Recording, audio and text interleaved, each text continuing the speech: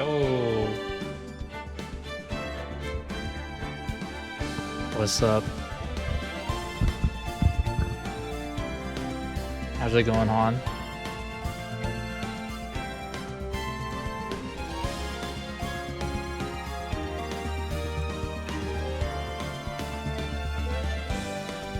Been a while.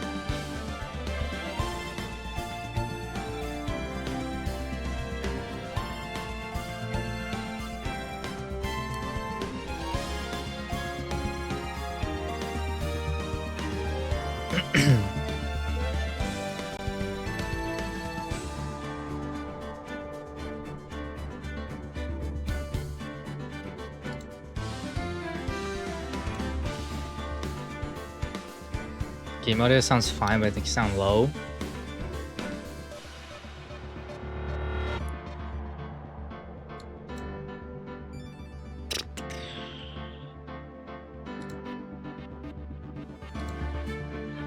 It's weird.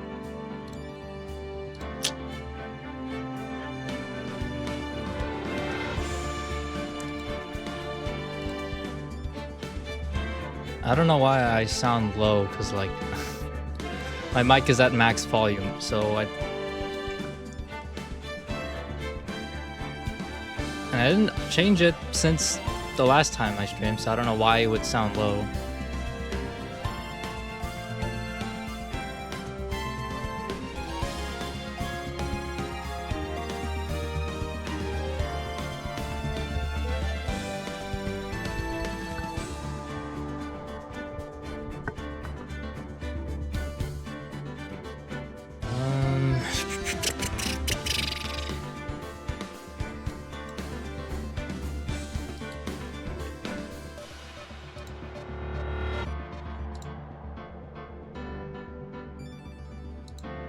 Fucking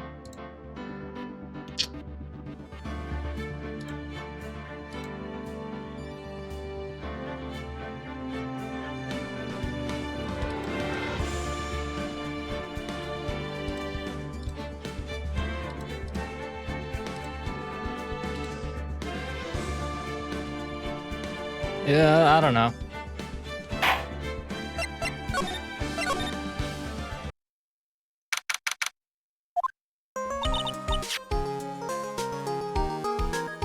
Wait, was this where I left off?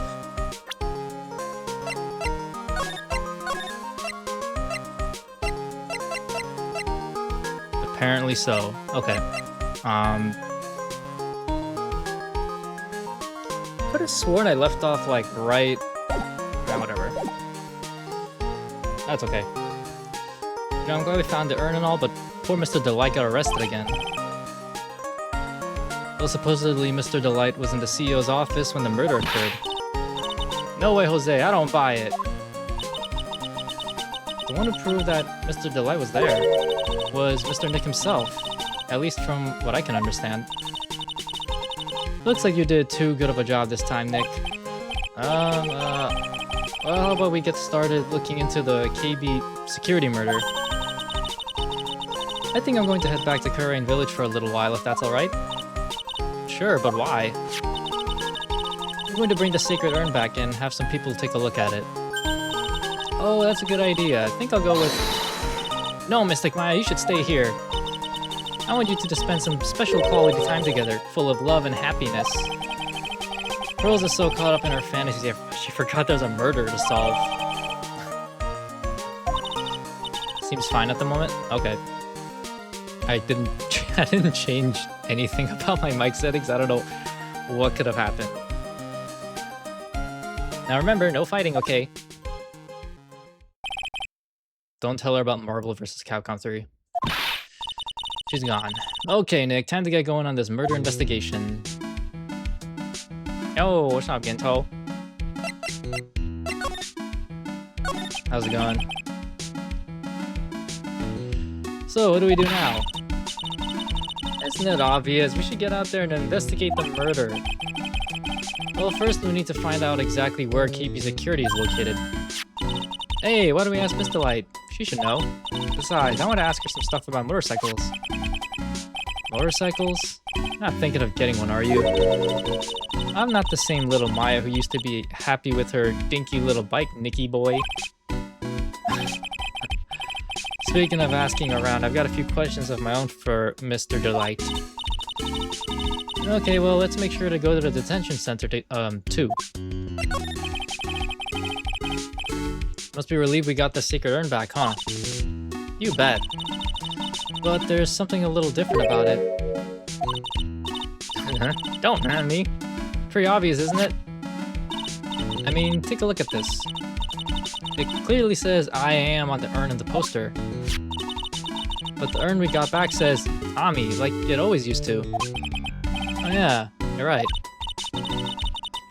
Plus the vase has pink splotches on it now. I'm sure they weren't there before.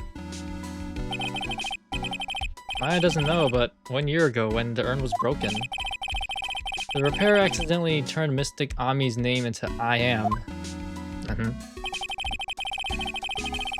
That repairer was one mechanically unskilled Little Pearls. But still, I don't remember ever seeing pink splotches on it. Is it possible that urn is a fake? I'm sure Pearls will find out about that once she gets back to Kurain Village. Yeah, I suppose. Now that I think about it, Maya hasn't been back to Kurain Village in a long time. So, I guess people still go to Kurain Village to do their training, right? Yep, if you want to become a spirit medium, you need to undergo severe training. So why haven't you been training lately, Maya? Well, lately I've been thinking of heading to a channeling dojo to do just that. A channeling dojo, huh? Sounds pretty serious, whatever it is. If you want to train, you have to be serious, otherwise real tragedies can happen. Is what happened last year still bothering you? That murder in her village, it happened because the power of channeling was misused. When a medium uses the Kurain technique, she temporarily loses her own will, so when an especially strong spirit is summoned, the spirit medium can get taken over and even forced to commit terrible crimes. What's worse in those cases, the spirit medium has no memory of what happened. Oh yeah, that happened. That murder, it wasn't your fault, Maya. You know that, don't you? I suppose not, but I guess I'm still a bit shaken up, that's all. Sounds like being the master of Kurain is going to be a heavy responsibility. Yes.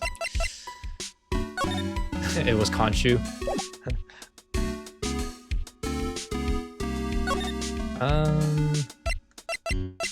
I guess we'll start here then. Ah, okay, I remember now. Yeah, we saved when I entered this area.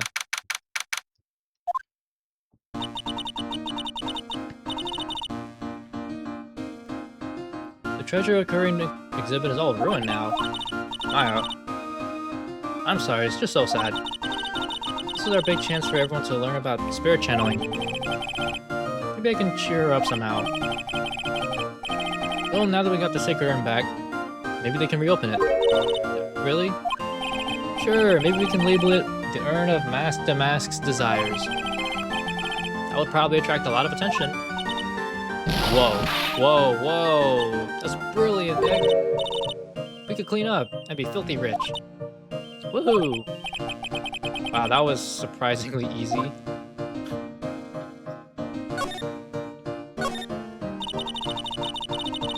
Folding screen of Kurain sacred writings. I can't read what it says on it. Really? I thought it was some kind of important spell. Yeah, my mother read it and taught me to memorize it. I'll be in trouble if I ever forget it. Looks like the Korean channeling school is teetering dangerously on the edge.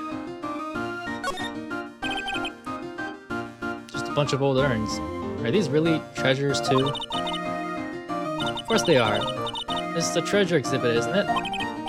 Well, yeah, I guess so. So all it takes to be a treasure is age? No wonder nobody likes museums. Does that make Grouse the One Piece then? Alright, wow, this is incredible. It's a tiny version of my whole village. Hey, I got a great idea. We can make a miniature of your office, Nick. I don't know about that. The whole place is overflowing with junk. You'd die before you finish painstakingly recreating that mess. Well, we could always clean it up first. True. No. I'm just going by his logic of treasure equaling age.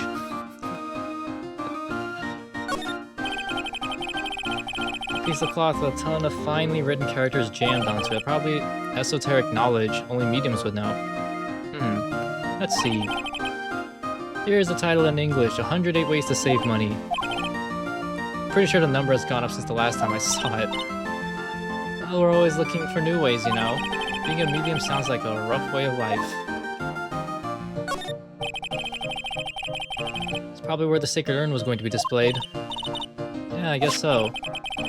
Should I put my attorney's badge there, you know, as a replacement? I think it's a little too small for that. What about my Magatama? Now you're being silly. That's definitely too small. Oop, didn't mean to do that.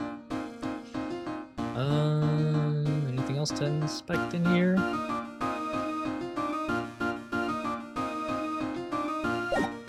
No.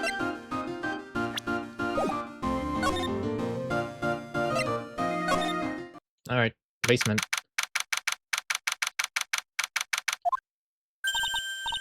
Oh, it's you, Mr. Wright. Miss Andrews. What's she still hanging around down here for?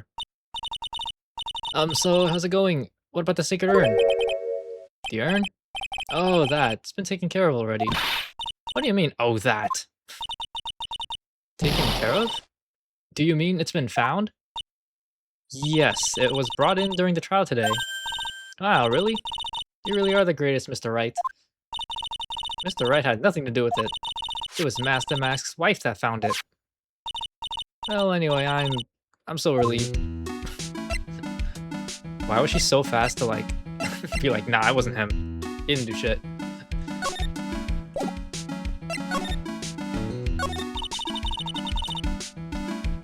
I just heard all about it on the news. So that detective was actually the thief all along.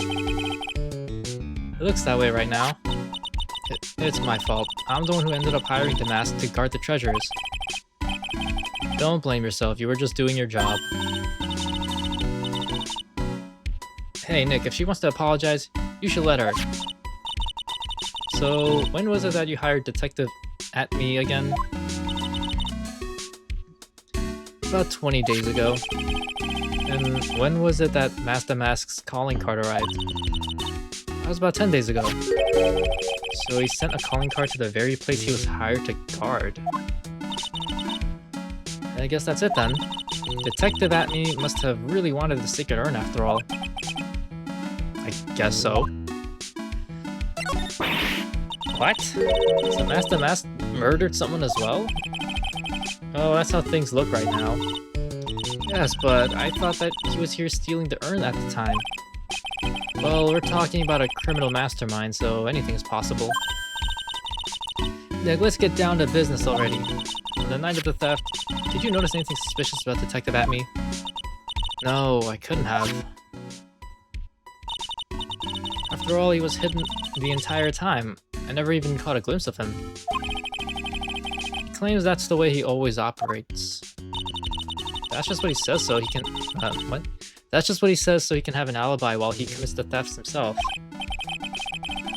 Yeah, he was caught in this crime scene photo dressed up as Master Mask pretty well. I'm also glad that you got your sacred urn back. Yes, but there's still something that bothers me about it. What is it? Not exactly sure, but somehow the urn that came back seems different. Really?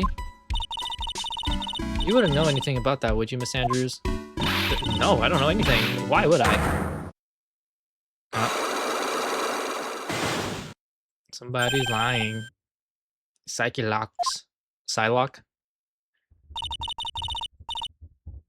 What do you think this means, Nick? It means the person that holds the secret to this, to the mystery of the sacred urn is our very own Miss Andrews.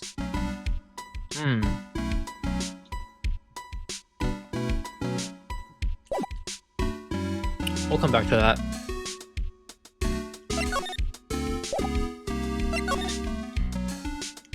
Excuse me, I'm currently eating some fruit. The pathetic looking wooden box. That's the box that had the sacred urn in it. Don't touch it, there may be clues to the thief's identity on it. Worked so hard to make that box. Cheating? There's cherries. Huh? You made that poor excuse for a box, Maya? What's that supposed to mean? And I was so proud of it. Poor Maya, maybe it'd have been better that if Master had taken the box too. Damn, bro. Kinda brutal. This is the camera and computer that Detective Atme set up, huh? That's what he said. And yet he still let it take a picture of him. I guess he's not as smart as he pretends to be. The camera belonged to Lordly Taylor, so he knew he couldn't tamper with it. So why would Atme, I mean, Master Mask, allow that to happen? Oh, I already...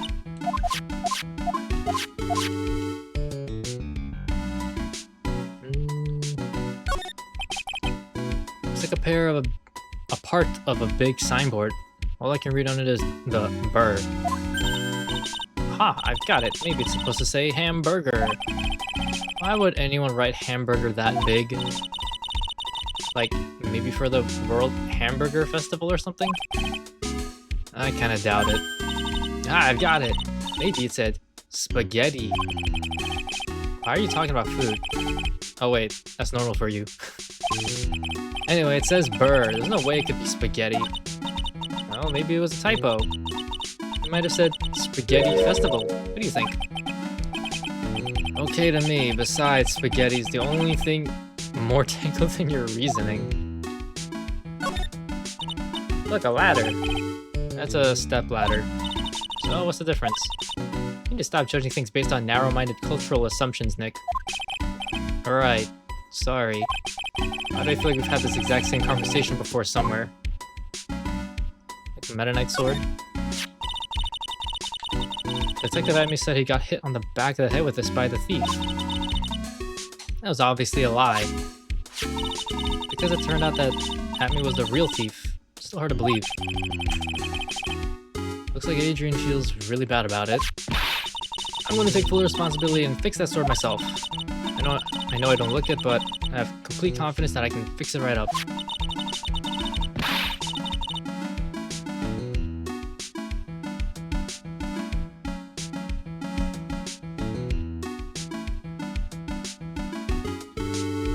Also fix it so you never knew it was bent in the first place.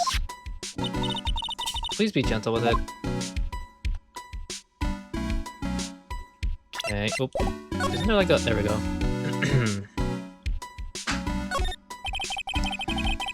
Looks like the door to the actual storeroom. You can see lots of big boxes and stuff back there. I guess that's where they were keeping the sacred urn. Remember, Maya, the Sandra said we're not allowed in there. Danganronpa blood. Looks to me like it's been dry for several days. Something suspicious about this paint mark. The bottom left part of it is shaped oddly and it's shocking pink. I don't see how the color of the paint is any way important. says organi. No, it doesn't, Nick. It says organize. You just can't see the last two letters. Yeah, well, I guess no one else could read it either because this place is a mess. Yeah, so you should feel right at home, right? Damn. Statue wasn't where it is now when we first came here, right? Yeah, it was right next to the door, wasn't it? Well, if someone moved it, it was probably Mask the Mask. Maybe he didn't like being watched by Mystic Ami while he stole the urn. Hey, cut it out. You're giving me the creeps with that kind of talk. Okay. Nothing else? We'll come back to her. Just gonna inspect the other places.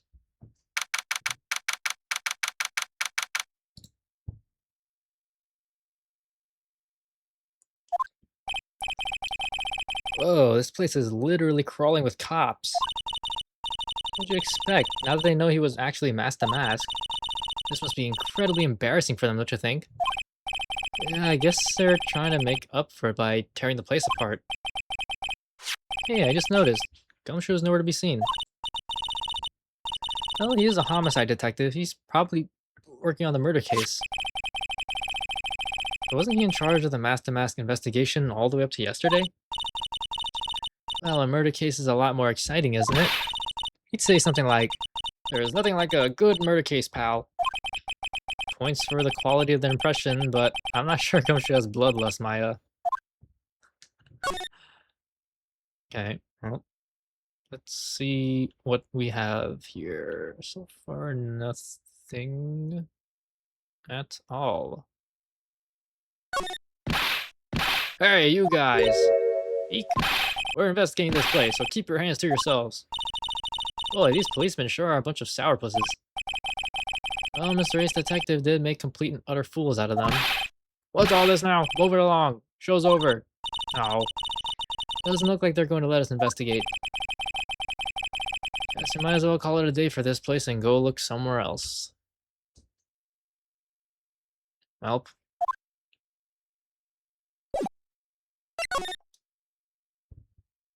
Well, well, well. Well, well, well.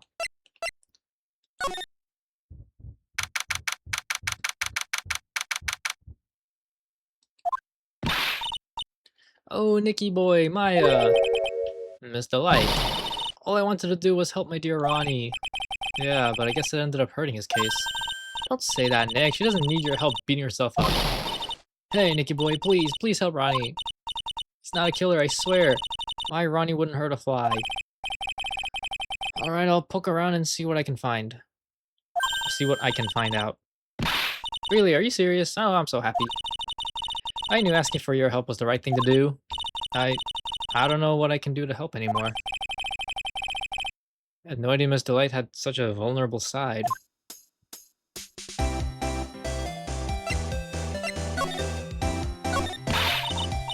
Listen carefully, Nicky boy. My Ronnie would never ever kill anyone. It's just not in him. I don't think he would either, Nick. Yeah, but you have to admit he's got a bit of a temper to him. It's not that hard to imagine him just snapping and screaming, "Please die!" He would never say that. Anyway, Mr. Light, he might not be a killer, but he's still going around saying he's a thief. I already told you that's just a fantasy for him.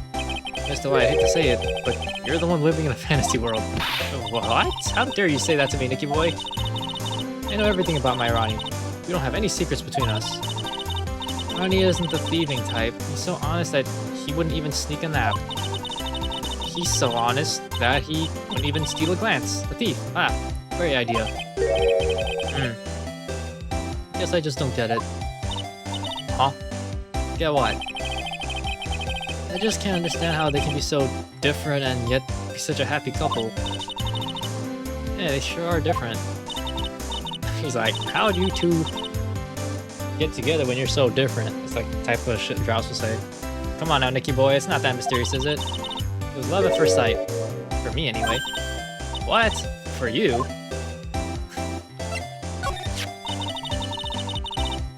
I hate these kinds of people more than anything. Oh, that's another.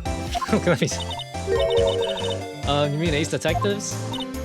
No, I'm fine with Ace Detectives. Oh, so then you must mean thieves. No, they're alright too. I just hate thieves that pretend to be Ace Detectives. There's nothing I hate more than cowardly men. By the way, why did you go to Detective Atmy's office anyway? Well, as the trial went on, I started to get more and more anxious. I went there to try to find out more about the real criminal. The real criminal? Yes, obviously the real Master Mask is not my Ronnie, right? Yeah? Detective Atmy knew more about Master Mask than anyone else. I mentioned him on the Great People Around Town segment on TV. So then, you went there to ask him some questions? That's right, I'll do whatever it takes to save my man. His secretary said, the ace detective isn't in right now. But I forced my way past her and into his hideout. I wouldn't exactly call that office of his a hideout. The bag was sitting right there on top of the table. Oh yeah, we saw that bag there yesterday too. There's nothing lower than someone who would try to pin a crime on someone else. Which is exactly what this game's all about. The Korean barbecue security. Miss Delight, what do you know about KB security? Don't be silly, of course. Wait, did I read that wrong? She was asking her about it. Okay, well. Of course I do, that's where my Ronnie works. So she thinks he still works there, huh? Yet according to what we heard today... Come on, don't tell me you didn't know. Andoi was once an employee of KB Security. He was a professional security guard. Ron quit. He doesn't work there anymore. Looks like Miss Delight doesn't know. KB Security is only about 20 minutes away. By motorcycle, that is. Larry told me it takes 30 minutes by car. Well, I have to admit, I tend to fly pretty fast on my bike. To make it a KB Security that fast, are you sure you aren't literally flying? Why don't I give you a ride sometime? Or better yet, how about now? No, I'll pass, thanks. Well, why don't you just tell us where it is and we'll go ourselves? Haha, what a scaredy cat you are, Nick. Miss Delight told us the location of KB Security. Okay, let's head over there right away, Nick. We're just gonna not. So was it really love at first sight when you first met Mr. Delight? Well, maybe not at first sight, but Ronnie saved my life. Saved your life? I was at work one day when 2 robbers suddenly rushed in. Well, I'm not the kind to just curl into a little ball in a corner, so I fought back. Robbers? Yes, they took me hostage. I was so frightened. They were both carrying these huge knives and I broke down into tears. Yeah, I would too if I were in that situation. Oh, I think I get it. Did Mr. Delight come running to save you? Yes, exactly! I remember he looked so handsome in that guard uniform of his. Like, what in the world is that guy in the right wearing?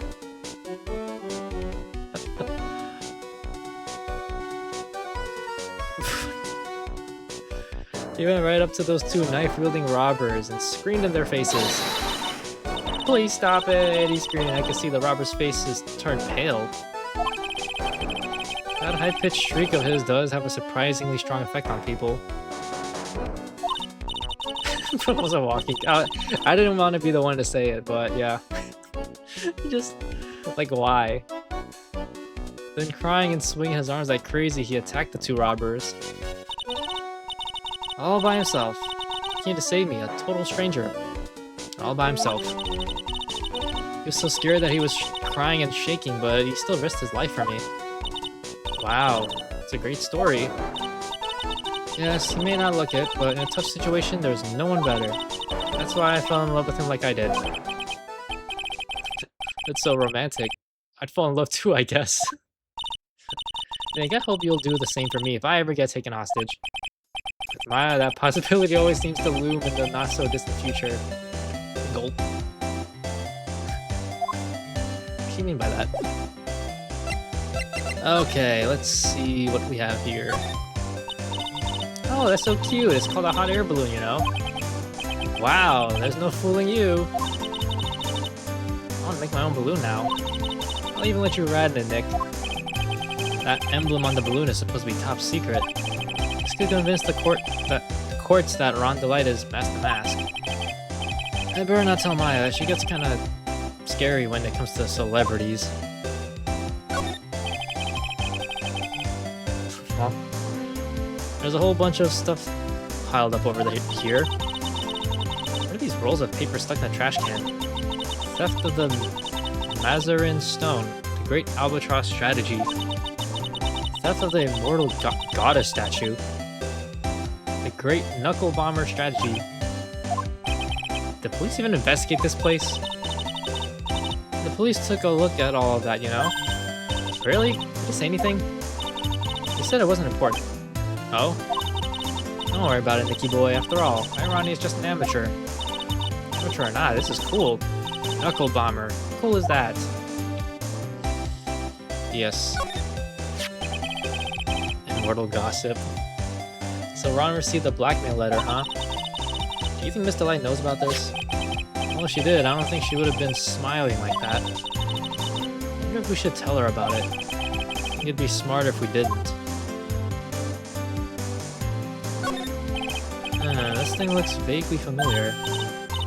Oh, I know, it's a fishbowl. Well, an upside down one anyway. I think it's a helmet. An alien helmet. That looks like a tape recorder or something next to it. I think it's a transceiver. An alien transceiver. Oh, that. Ronnie brought that home one day. He asked one of his friends from work if he could have it. It's a Space Ranger uniform. I've never seen Ronnie happier in his whole life. Oh man. Now I want one too. KB Security was in charge of what? KB Security was in charge of security at the event from that old case. It's Master Mask. There's a tape recorder hanging from his neck. Let me see that. Ha ha ha ha ha ha. I'll be taking this crown now. Better luck next time, gentlemen. Ha ha ha ha ha ha. Ronnie used to say that a happy laugh is the lifeblood of a thief. Well, that certainly is a happy-sounding laugh, alright. Yes, now laughing isn't as easy as it sounds. The harder you try, the more fake it sounds. Yeah, Mr. Delight really works hard at his craft, huh?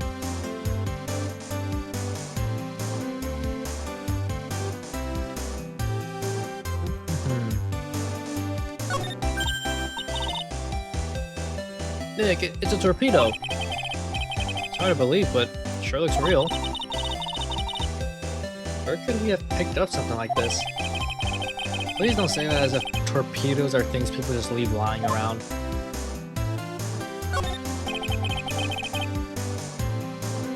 There are a bunch of books lying here. They're all romantic-sounding novels about famous heists and fantastic thieves. Wow, look at all the bookmarks and notes stuck into them. Let's see here. Note. Must remember this thief's way of laughing. Very useful. Note. A calling card is an important part of any good thief's modus operandi. It was always Ronnie's dream to become a thief. It's okay. Well, I guess you can chalk that one down as fulfilled. I wonder why Mr. Delight never talked to his wife about it. Yeah, well, I think she deserves some of the blame for not bringing it up either. Okay. Nothing else. Oh, wait.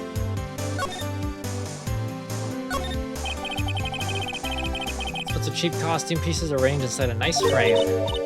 Look, Nick, it's a fake beard. It's also a mask made out of cardboard. Here, Nick, try on this fake beard. Come on, try it on.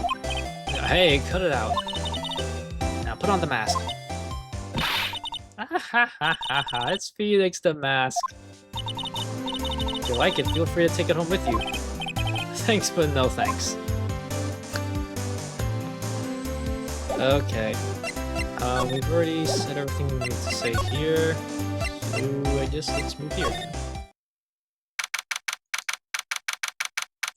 Korean barbecue security.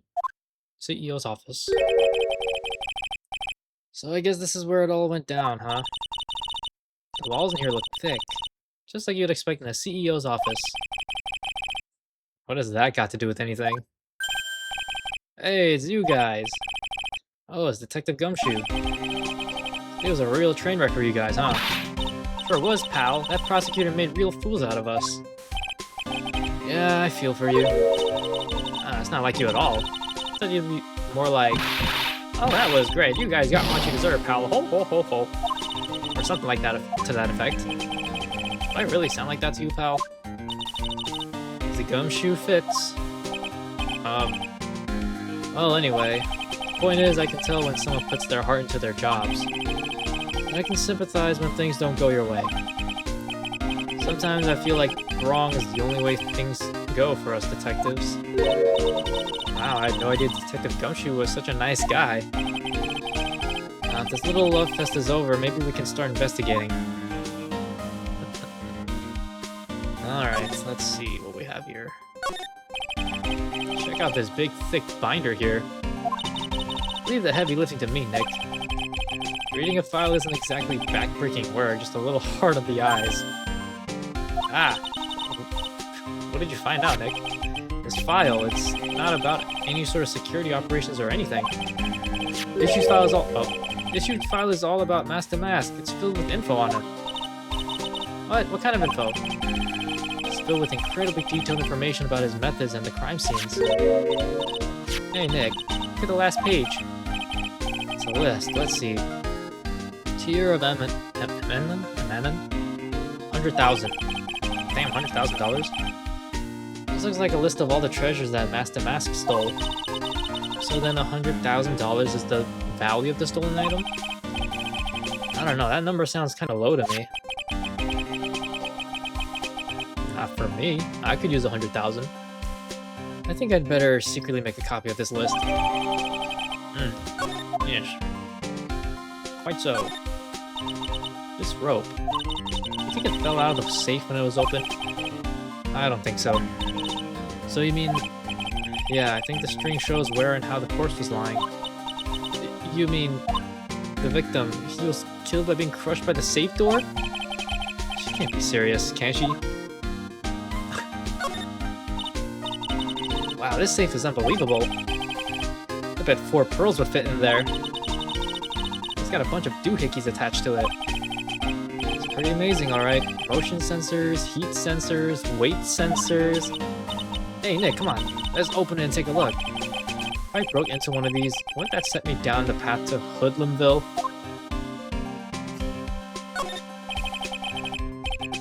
This must be the CEO's desk. It's a lot simpler than I would have thought.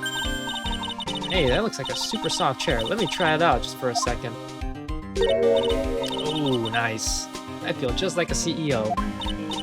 Hey, you, whip me up a cup of some really expensive import tea and some scones. Move it. Ah, this is the life. The victim sat in that chair just before he was brutally killed, you know? Hey! Wow, look at that huge frame photo! Tall mountains rising majestically against a dark and cloudy sky. There's a title written at the bottom of the photo. The greatest sunrise of my life. This is it? This was his best sunrise? Either this guy didn't get out enough, or he had really rotten luck with the weather. Maybe if he had lived a little longer, he would have seen some better days. Oh, there's a button here. Let's see. Hey, cut it out! Don't press that! Haha, must be funny. I never knew Detective Gumshoe could jump like that. What is that button anyway? It's an emergency buzzer. It says it right there on the panel. Oops, you're right. It's written right there. Nick, how many times have I told you to read the instructions first? This alarm is connected to the basement guard room. It's used to summon security up here. Really? And it's possible on the night of the crime. Oh, so when the CEO was attacked. Do you think that maybe he pressed the buzzer? Yeah, I thought about that, so I asked around down there. But they said that the buzzer never went off that night.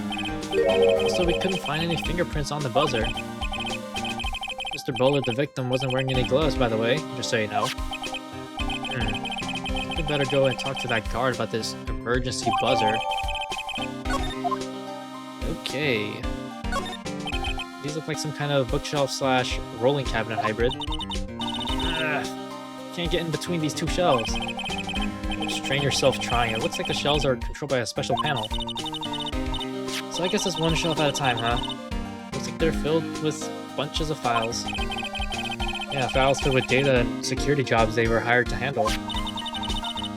Pretty good night's reading. You got insomnia. I was hoping for something a little bit more exciting, like UFOs or something. Alright, before we continue, I'm going to take a quick bathroom break. I will BRB.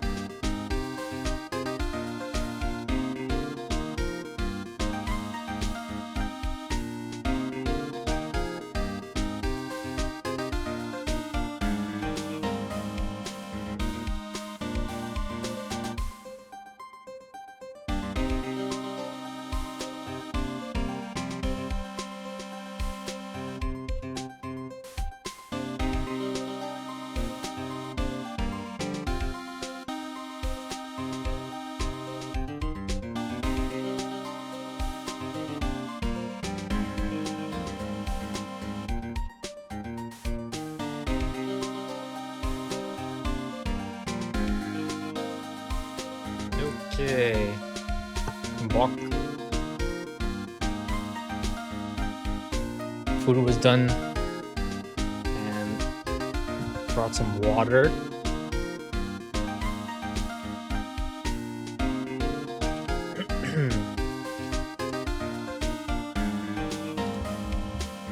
Okay. Anywho. What happened? Oh, wait. Fix this. There we go. Detective Gumshoe, tell us what you know about the murder. Okay, but the thing is, I'm really not supposed to. Hey, come on. What about how we put our hearts into our work? Things are really working against us right now, and we need help. Okay, I'll tell you. Just don't start crying on me, okay, pal? Okay, I won't cry on you, pal. Victim's name is Kane Bullard. He's the CEO of KB Security and a pretty big fella in his own right.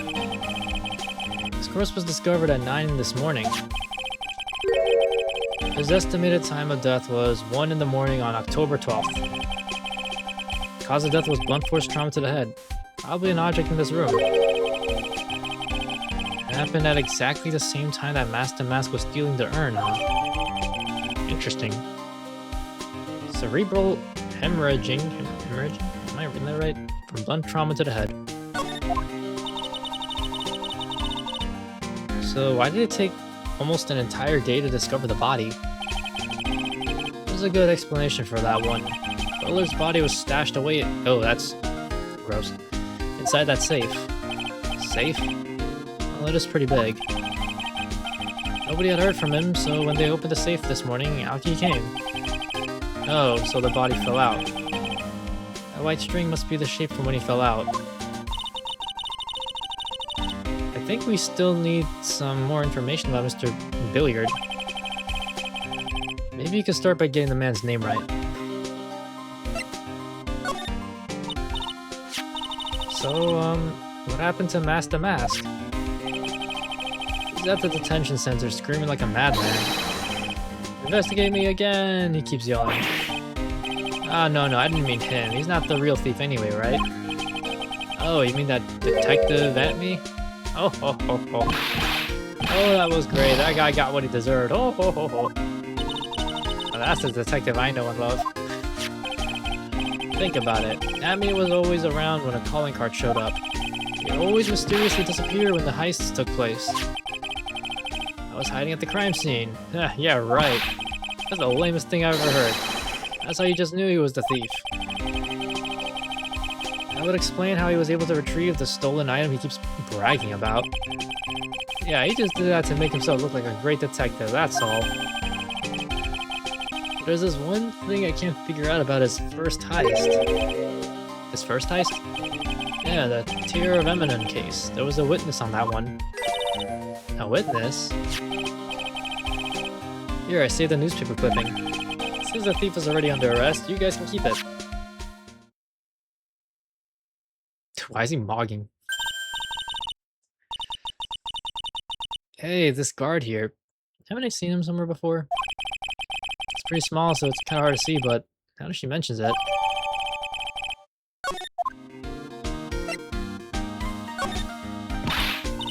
Oh, that prosecutor. I really don't like that guy. The way he used our own evidence to do that to Mr. Delight. Yeah, I think he did it that way just because he knew it'd hurt more. That's what my gut tells me anyway. Who is that Java-addicted masked maniac anyway? Prosecutor Goto? He's quite the enigma, huh? Thing is, pal, I never even heard of the guy before. Look at him with his triple... what do you call it? Visor? Cyclops only has one. This man has 3. He just showed up one day at the prosecutor's office. Came out of nowhere. That's right, he said this was his first case as a prosecutor. And it's true. According to the records anyway. But... no way he's an amateur. He's an Iceman in the... well, he's... seems more like a Cyclops to me. A maverick that gives me goosebumps. A Cyclops. Goosebumps. You? Yeah, I knew something was off about him, so I asked around. Nobody would talk to me. They all just turned the other way. Poor Detective Gumshoe. I had no idea you were so unpopular. No, that's not what I meant. The Kodo guy acts like he knows me and has a grudge against me. I get the feeling he's hiding some kind of dark secret. Like, maybe he's part of the X-Men. Okay, let's see. I guess we haven't presented in a while, but try to do that. Let us move to the office. Whoa.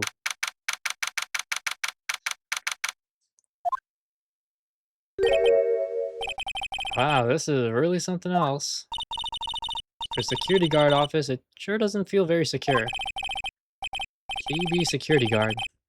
Uh-oh, I just remembered Larry might be... Hey, Nick, what's up? Ugh, so he is here. Yo, how's it hanging, dude? You got my sweet little Mai with you, too. Hi, Larry. Here I was working my fingers to the bone. And in walks an angel. I've got no problems with a daytime date. It's all good. No, that's not what we're here for. We're investigating the Bullard murder case. Aw. Oh yeah, that's right. You're a lawyer, aren't you? He's so hopelessly clueless. Well, if it's about the murder case, boy, have I got some good info for you. Really? What is it? I don't mind sharing with my sweet little Maya. But Nick here's a different story. But Larry, I thought you two were old school buddies. That was then, and this is now. This little shit. That's my partner's seat. Your partner? Oh, that's what I call her. She's my superior, actually. Kind of a weird old... Oh, no, I know who it is. I think we know who that is. There's tea spilled all over that machine, you know. Oh, don't worry about it. Just the other day, I spilled some chocolate milk on mine. Still works fine, more or less. Really know how to build them, I guess.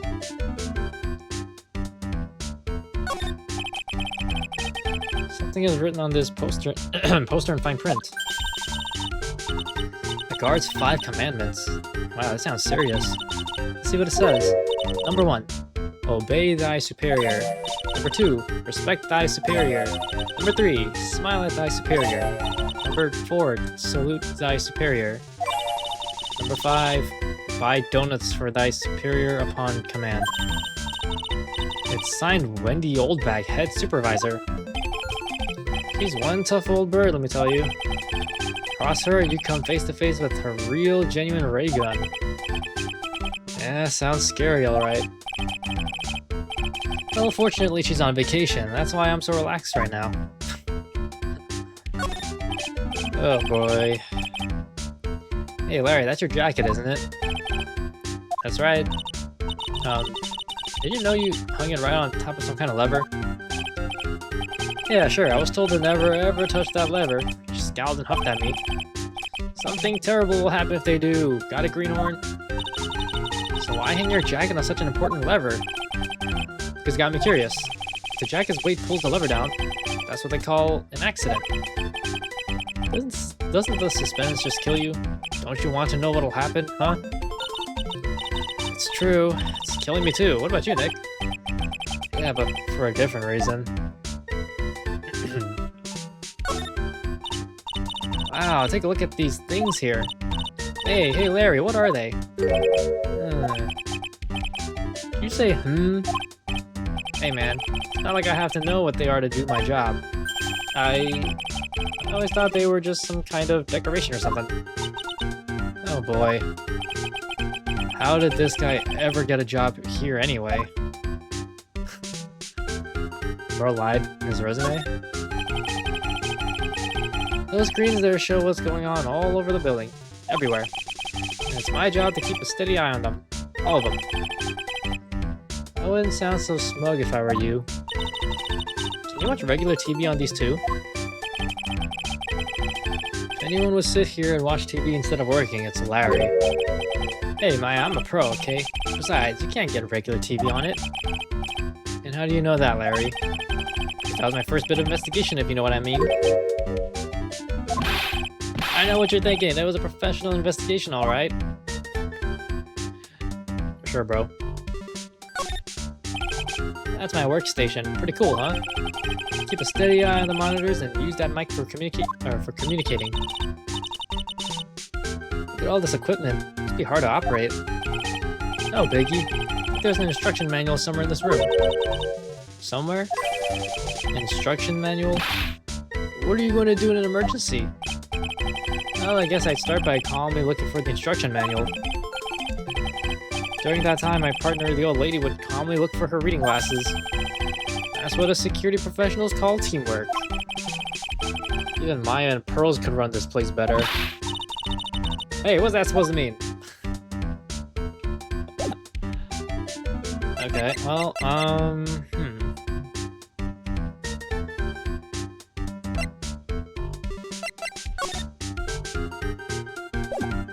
Before that, let's see if there's anything worth...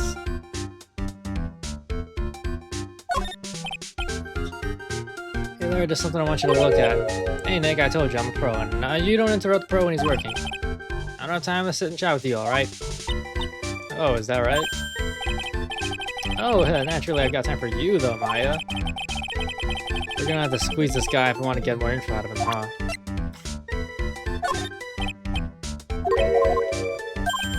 I guess we'll just start trying out every single piece of evidence until something comes up. Oops.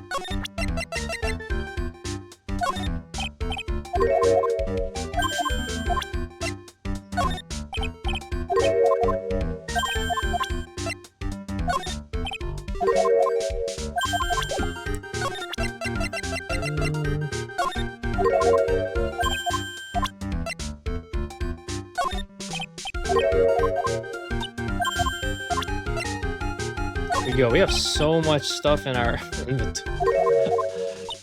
That's so much evidence. Jeez.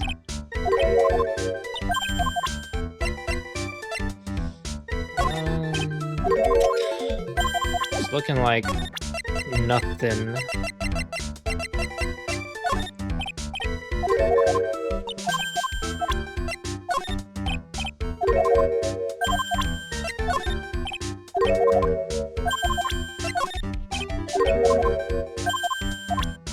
Actually, let me look at this. Stolen? The gem and the thief. Precious gem of the tier of... Oh, I can't read the rest. Did I say priceless on the bottom right? Okay, anything about... Let's go backwards.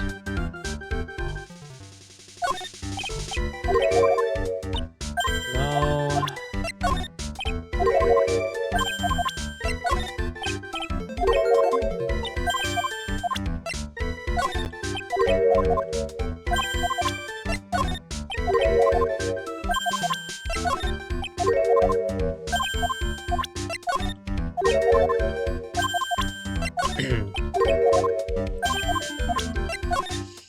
Yeah, I don't think he has much else to say to us. Unless we have to, like... Oops.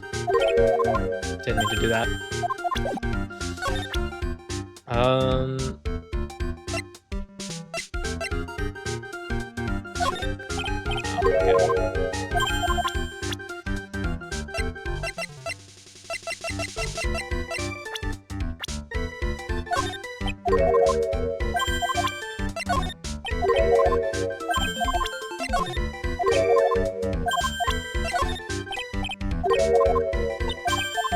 Alright.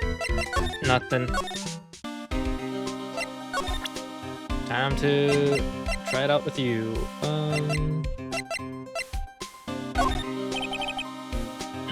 This was his first heist, and I guess I underestimated him.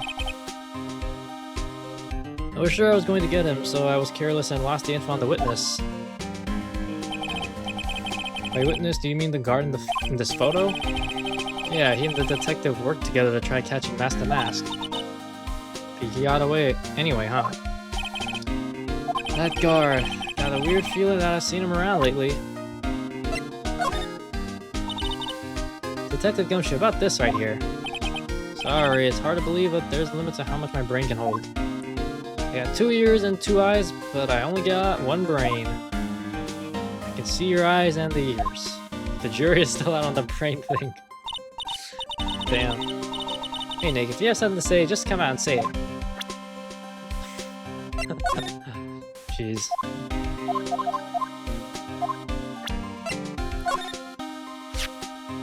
So about this. Huh? What was that? Hey, wait a minute, Maya. What's wrong? We copied that data without permission. Don't show it to him. He might get mad at us. So? What are you two whispering about? Oh, it's nothing. It's just my billfold. It's a pretty thick billfold you got there, pal. I really want you to show to me.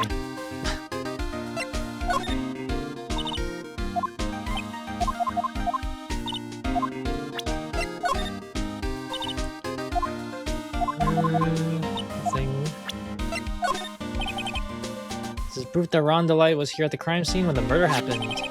His wallet and his keycard, huh? I think we need to ask Mr. Delight some more about those 2 things. Yeah. It's the same thing. Oops.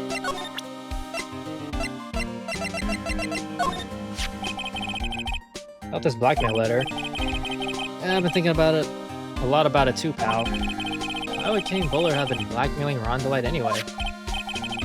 Oh, Mr. Delight used to work at KB Security, right? But what was it that made him quit? Yeah, that's it. Maybe that's the same reason he's being blackmailed. Well, I'm in the middle of investigating that right now. Oh, alright. So Detective Atme wasn't hit in the back of the head at all? That's right, because he was a real thief. He wanted it to look like he was knocked out, so he bent it on purpose. I'd stake my reputation on it. Grr, what kind of creep would ruin an antique for that? The thief in the photo taken by the security camera is missing his brooch. Yep, the thing is, there's no evidence that the photo was tampered with. It's definitely taken at 12:58 a.m. Turned the tables at the trial today with the mystery of this missing brooch. I heard there's something more to this missing piece of costume jewelry.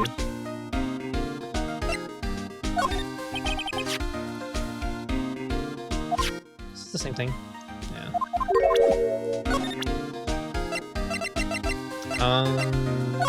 Statue. Nope. Remember, don't tell anyone about that emblem, okay, pal? Does the thief ever send these to the police? No, always to the victims. Up until now, the victims have always come to us looking for help, though. That's not what happened this time, you mean? You got that right, pal.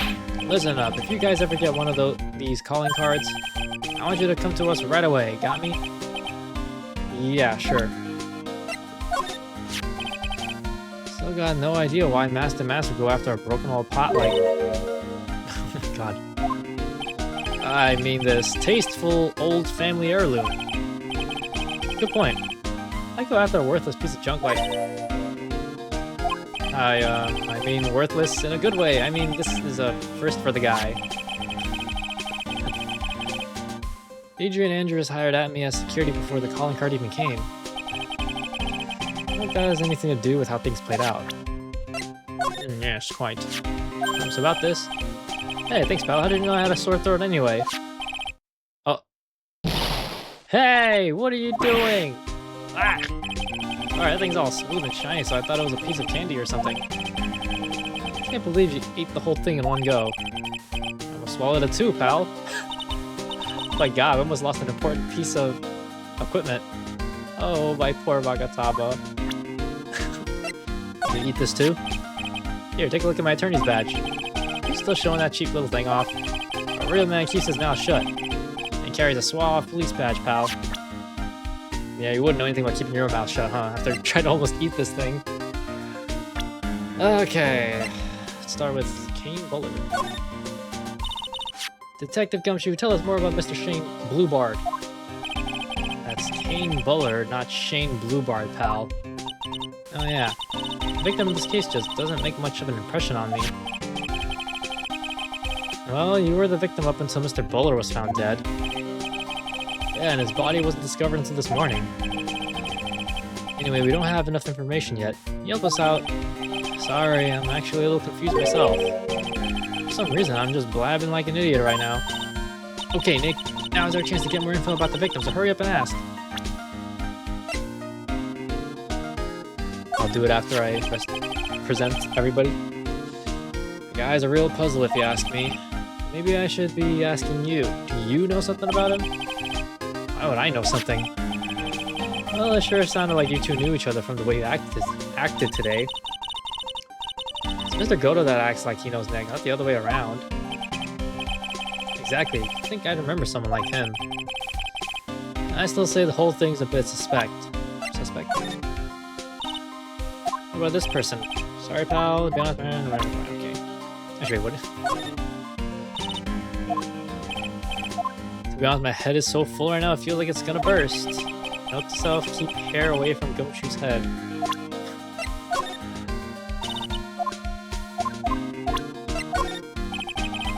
I always knew there was something suspicious about this guy. I was right. Turned out that the mask was really that ace detective in disguise. Really thought that?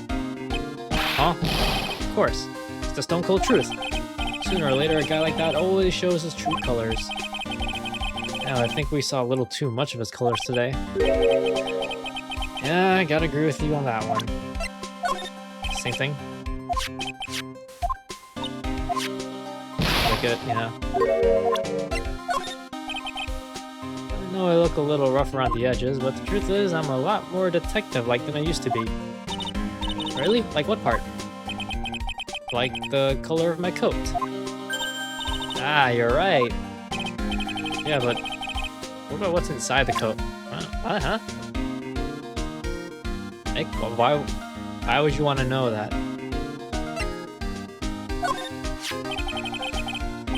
I feel sorry for him. He's kind of a sad young guy. Yeah, and he seems to have a habit of always getting arrested prematurely.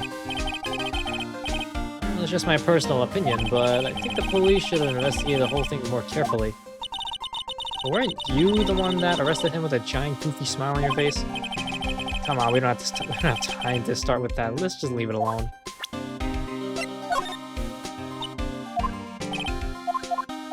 Okay. You're such a familiar face to me now, you know. Now that I think about it, you're the real victim in this case, right? For some strange reason, it's hard to think of you as a victim, pal. You're darn right I'm the victim. That was our most precious treasure. Haha, you know, pal, I think I know why I can't think of you as a victim ever. Oh, that's Miss Mia Fey. Or, yeah, sorry, Mia Fey. She was a truly beautiful person, pal. Huh? You knew her? You knew my sis? Sure, everybody in the police force knew her. We all lost a great friend that day. I just got something in my eye. I'm not crying. Pretty goofy looking face if you ask me. Hey! What are you doing carrying that around with you anyway? It's not like we ever need it. Chaz got a point. Okay. Can you tell us some more about Mr. Bullard? He was the CEO of KB Security, right? What kind of company is it anyway? Well, the company basically sends security teams out to buildings to guard them. Mr. Bullard must have had the chance to learn a lot of secrets doing this kind of work. Oh, and I don't know how to put this, but the guy was kind of a money grubber. Really? Me too. I just love money. I can't ever get enough. Please stop leaning in towards me like that. You weren't getting to my wallet. Anyway, it looks like he did some pretty shifty stuff to earn his millions. Oh, so that's my problem. I need to be shiftier. Let me go already. Apparently he was involved in selling trade secrets between rival companies. Oh, that's pretty dirty and underhanded. Yeah. Oh, KB Security used to used to head security operations against Master Mask. What? Really? Yeah, and after screwing up so many times, the company's reputation really took a nosedive. So it really was Bowler who sent Ron the blackmail letter, huh? Interesting. Interesting.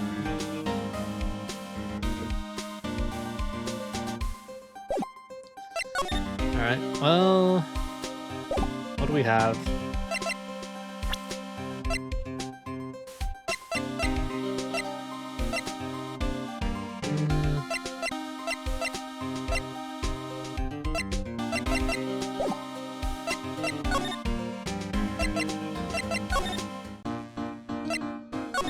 Nothing for us here.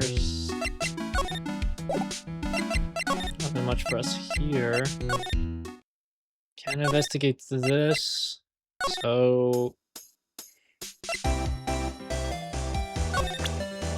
should we try presenting stuff to you?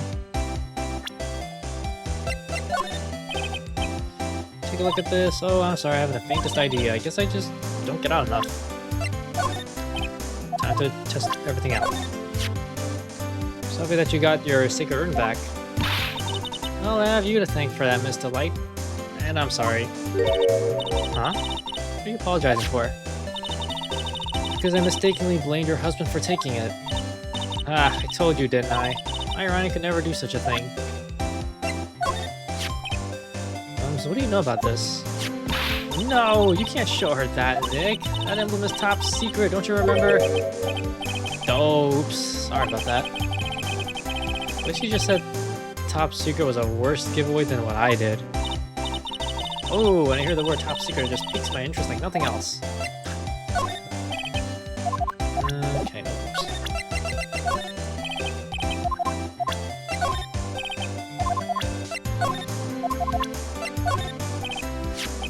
Do you know about this?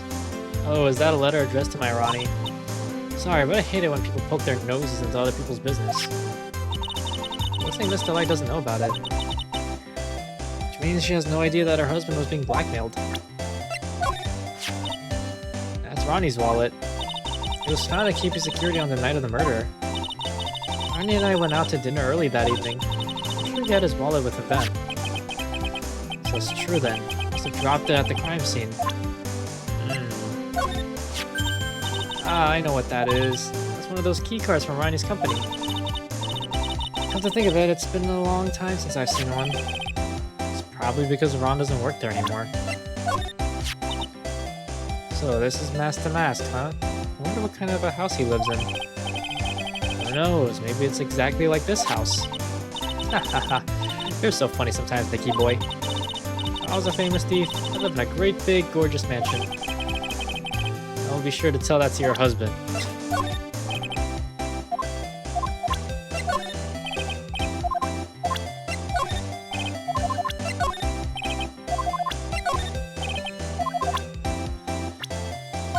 Okie dokie.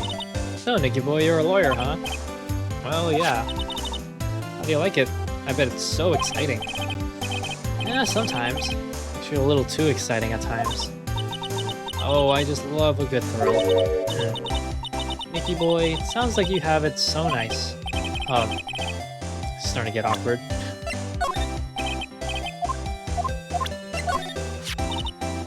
That's really amazing. A master at your age. Oh no, you got it wrong. It's my mother that's the current master. Oh, I see. So what exactly is she the master of anyway? Well, you see, it's like... Don't say it, Maya. If you say spirit channeling, she'll laugh. Ouch, that hurt. Oh, this girl. I saw her slap Nicky boy right across the face. Yeah, she did. All the way she can remember pearls by. Why? She's such a little cutie. If you could bring her by, I'd love to meet her. Sure, of course. Great, I can just tell I'm in for a reprise of this 100-hand slap. Okay. I know he doesn't look it, but he can really get things done when he puts his mind to it. Really? So when exactly does he put his mind to it? Well, not very often, I admit. But I'll never forget the first time we met as long as I live. Must be nice to have such a fond memory like that. Okay. It's pretty much the same thing. I'll never forgive this man. He tried to pin his own crimes on my Ronnie. I don't blame you. All criminals are the same. They're nothing but filthy, sneaking liars. I hate their guts. Gulp. Okay, I think I get it. I think I can see why Ron didn't tell her how he was earning that money. As long as I got my motorcycle and my Ronnie, I'm happy. Oh, that's so sweet. Oh, that puts a little excitement and a little shopping money. Then I'm happy. Happy's starting to sound a bit greedy. What you think, Nick?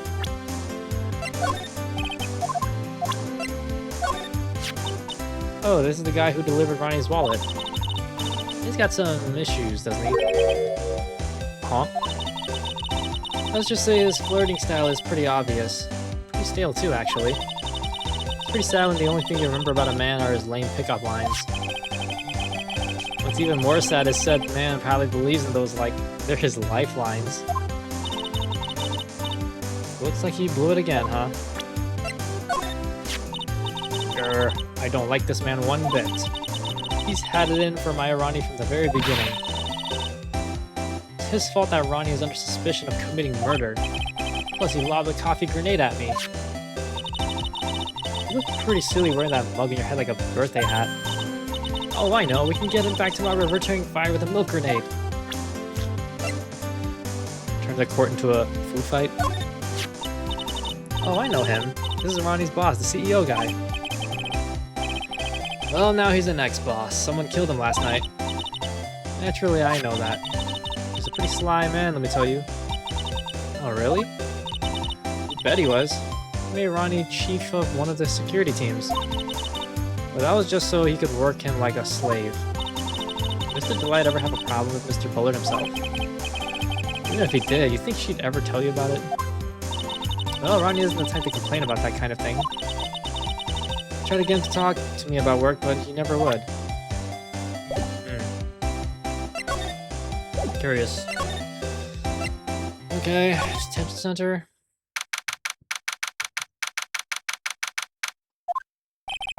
I already told you it's not me.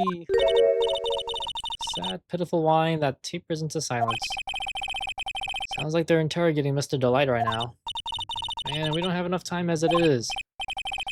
Yeah, well, I guess the police are going crazy just like we are. Yesterday they thought he was just a thief, but now they got a murder case on their hands. I guess you're right. That guard over there looks a bit on edge too. Come on, we'll just have to come back later. Okay, let's go check out some other place, Nick. Oh, come on, man. Really? Scar monitors the visitor's room. Looks like he doesn't have much to do right now. You can tell because he's looking at the camera and making funny faces. Okay.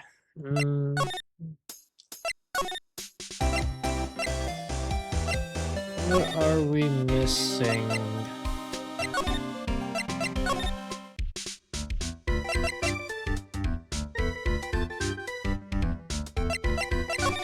Oh, we never talked to him.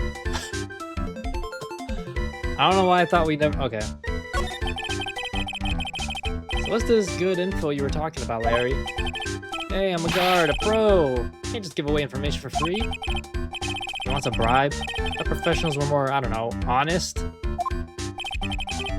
You talk to him, Larry, tell us already. What's the good info? Hey, I like that. This kitten has got some claws. Okay, you really want to know? Yes, so tell me. Okay, so the thing is, Ron Delight was an employee here. And naturally, since I'm a pro, I looked into his background. Follow me? Yes, you're a pro. I follow you. Go on. Well, 1 year ago, Ron Delight was fired. There was no warning at all. It just happened all of a sudden. I know this is a small company, but I think that was pretty awful. Guess he must have done something bad to have gotten fired like that. Like maybe skipping out of work to go pick up hot chicks or something? No, that's just you. So, what is it like to be a part-time security guard? Let me tell you, it's tough. Well, you know me. I I get by alright, I guess. First, I have to keep my eye on those monitors. All the time. Monitors? There are security cameras set in each room around the building. It's really hard. Sometimes I feel like my eyes are gonna fall out. Oh. If I see something suspicious, I have to contact one of the teams. What teams? The security teams for this company. They're supposedly the best in the business. Best in the business. But I'm no amateur either, so if it's something small, I don't bother calling them. So in other words, you basically watch TV screens all day long. You were in this office when the murder took place, weren't you? Why do you say that? This is just a part-time job for me. I can't operate the equipment, and I'm dumb. Even if it is part-time and you are dumb, you're still in charge of security here. Hey, give me a break. Don't try to pin the whole thing on me. It's not fair, Nick.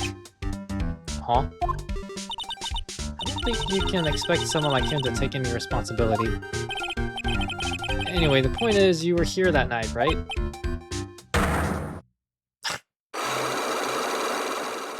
Oh my gosh. Oh no, I knew something smelled bad. It was the butts after all. It's like I always say, that was then, this is now, okay? Looks like I'm going to have to break his psyche locks after all. Oh my gosh. Am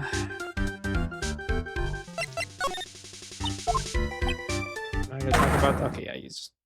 Should we just test that out? Well, why don't we talk about what we're gonna do tonight instead, Maya? Ugh. I won't get anywhere if I can't break these psyche locks. I think I'll present. Yeah. Okay. Let's present the Magatama. Take that. But night of the crime. On the night of the crime, were you working hard like you were supposed to? What? Huh? Of course I was. Why wouldn't I have been? Did you sneak out of work just yesterday to go see Miss Delight? Ah, but that was that.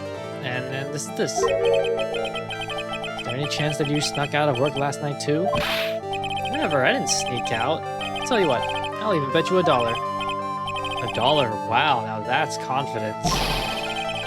What's with that drenched in the rain puppy look on your face? Do you have evidence that I left my position? Or are you just pulling my chain? The evidence that Larry was not manning a station... Oh,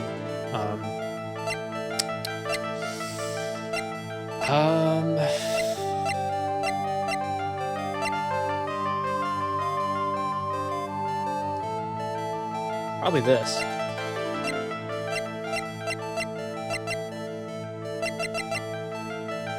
Yeah, Ron's wallet. Used at 1 a.m. Actually, wait. Does that make sense?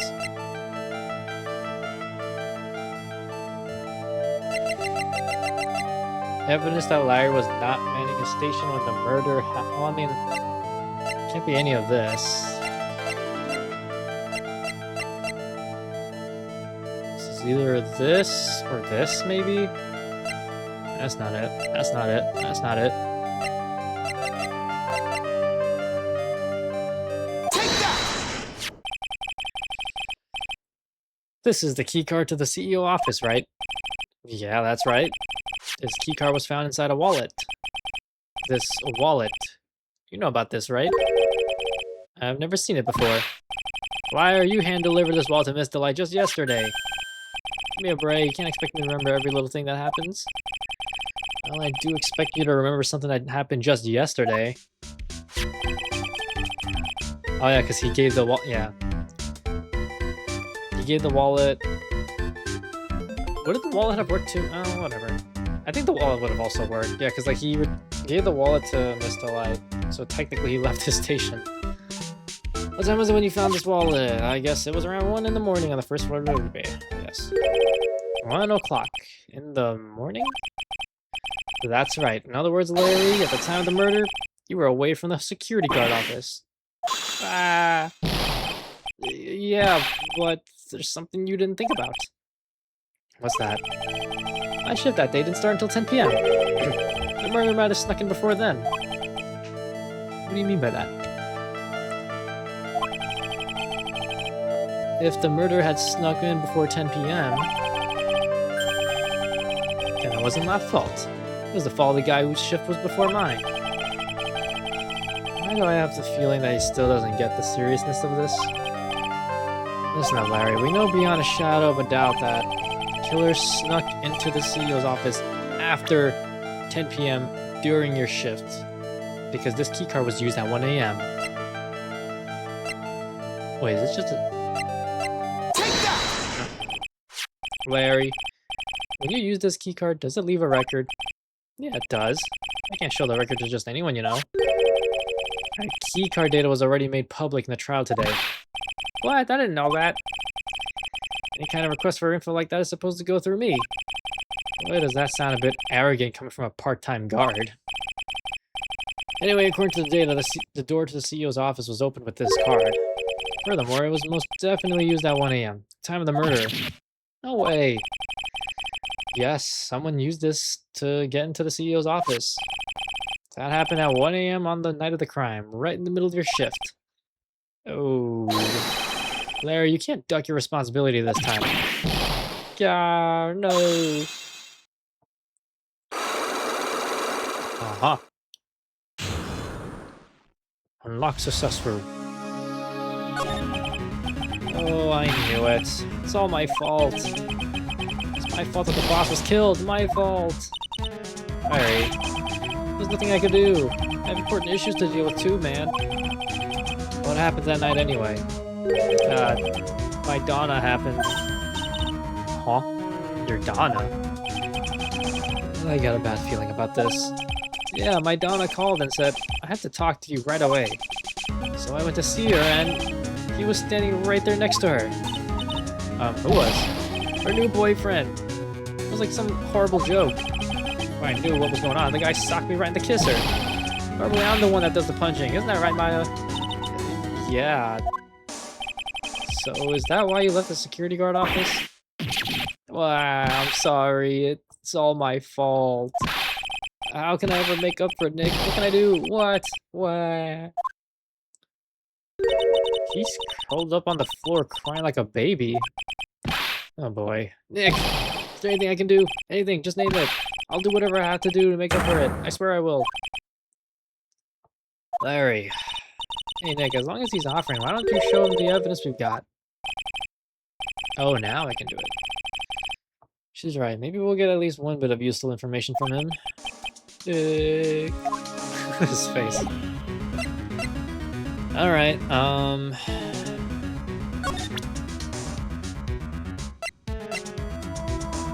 what do we pick? Probably something to do with him, right? Or like something to do with, because I could just keep doing one at a time for every single thing, but I don't want to waste time like that. Even though I've done it several times now. It's just like a strat. So what about this? Huh? Why, you shouldn't have a love letter for me? No. Sorry. This is a blackmail letter. What? How do you know about that, Maya? Huh? How much is Alexis demanding this time? Huh? Who is this Alexis? Didn't we show him this letter yesterday too? Pretty sure we did. Ah, that's the wallet I found. You found it when you snuck out of work to get socked in the kisser, right? I didn't sneak out of work to get socked in the kisser. I think I've been more responsible at work. Might have spotted the murderer on the monitor like I was supposed to. Harry, you really do feel bad, don't you? Yeah, well, maybe it's all for the best. I think it's brought Desi and I closer together. Just like they say, every cloud has a silver lining. You gotta see that old water glass says half full, am I right? Now he's starting to sound like the Larry I know. Don't forget, Nick, half full. So was this the car that was used by the culprit that night? Well, going off the serial number, then yeah. This car was used to open the CEO's office door at 1 in the morning. Your client had this card, right? And it's a no-brainer. He's the killer, man. Listen carefully, okay, Nick? I know you don't think much of me as a person, but I'm no thief. I would never wear a goofy getup like that. Nobody ever accused you of being a thief. It's too much work for me. Making plans, writing calling cards, etc., etc. I'd rather just pull a dine and dash at a burger joint. Burgers? I love burgers too. Really? Well, how about it? Want to go on a burger date tonight? At least pay for the food because I'm not defending you again. I really don't know what to say about that. What is it, Nick? It's just that he seems so, I don't know, pleasant.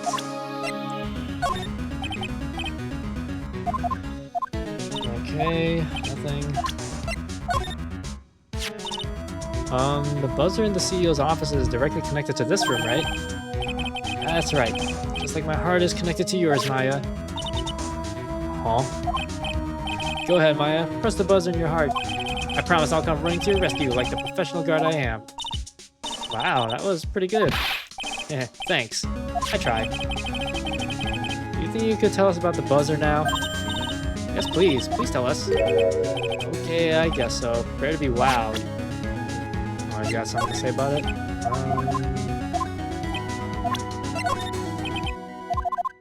Nothing? Nothing?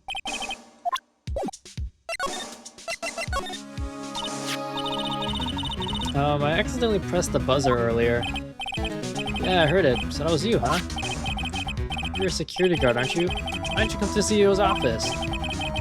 Oh, this is the third floor of the basement. The CEO's office is on the first floor. I thought it would be a good idea to, adopt a wait-and-see approach. Plus, there's a police detective here, right? I just didn't think it was necessary. It's as if he's trying to win an award for the laziest person on the planet. Let's get back to talking about the night of the murder, okay? Is it true that the buzzer didn't go off that night? It must be a record, right? Must have had a look at it, right? Of course I did. I couldn't possibly have made a mistake either. Do you think you could take just one more look for me? Pretty please? Oh, okay. I just can't say no to you, Maya. What do you think, Nick? He's probably right. I don't think even... Oh. What is it? What's wrong? I made a mistake. Huh? But how? It can't be. It's impossible. Okay, enough already. What about the records? That night. It went off just once in the morning at around 1 a.m. 1 a.m.? That's when the murder happened. Really? Are you serious? That's terrible. It can't be. Buzzer went off once at 1:02 a.m. Okay. Guess that's it. Yikes. That... So low-key, Larry kinda got him killed. In a sense. Did we present already? I think we already did, right?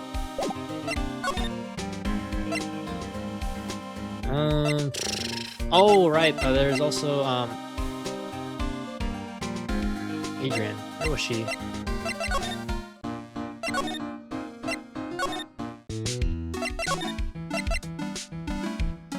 Sacred Urn.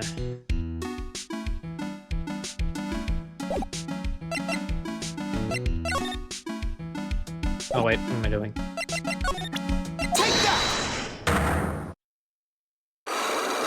Let's see what kind of stuff to expect from her.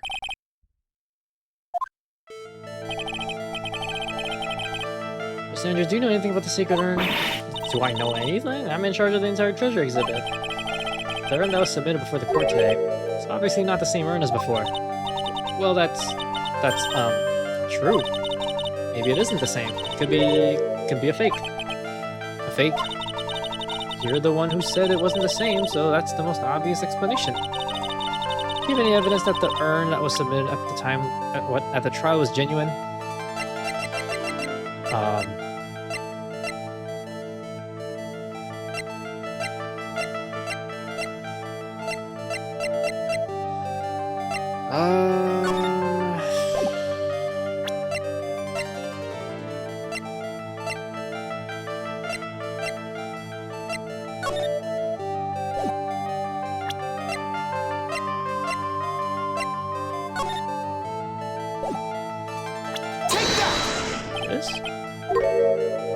Huh? I mean, your evidence is fake too, as I expected. Okay, no, that wasn't it. Missed you. Okay, appears there's nothing much we have.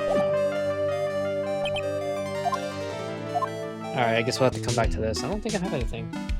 Or at least nothing feels like it adds up.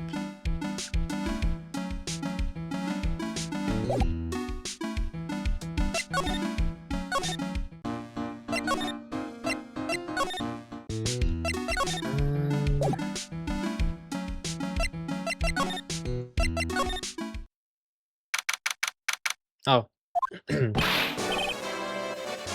Mr. Wright. Mr. Delight. Did they finish their interrogation? Yes, but please don't leave me alone anymore. Mr. Delight, you lied to us before, didn't you? Well, you see... The same night the sacred urn was stolen from Lordly Taylor department store. Blackmail you got summoned you to keep your security to hand over some money. And that's where the CEO, King Bullard, was murdered. But there's only one Ron Delight, am I right? The only question is, where were you that night? This time I want to hear the whole truth. Your life depends on it. Okay. Alrighty. Progress. Mr. Delight, do you still insist that you are masked to mask? Isn't that what I've been saying since yesterday? That was a quick response. Tell me about it. To be honest, that's starting to get irritating. Well, listen, Mr. Delight. At the trial today, we learned the true identity of the thief, didn't we?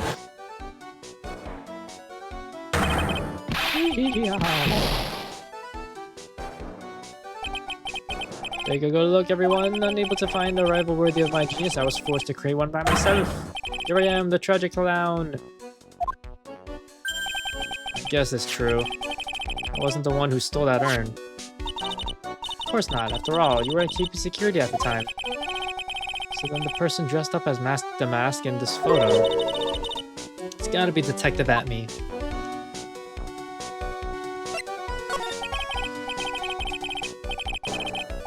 So that night, you didn't go to Lordly Taylor, you went to keep security, right?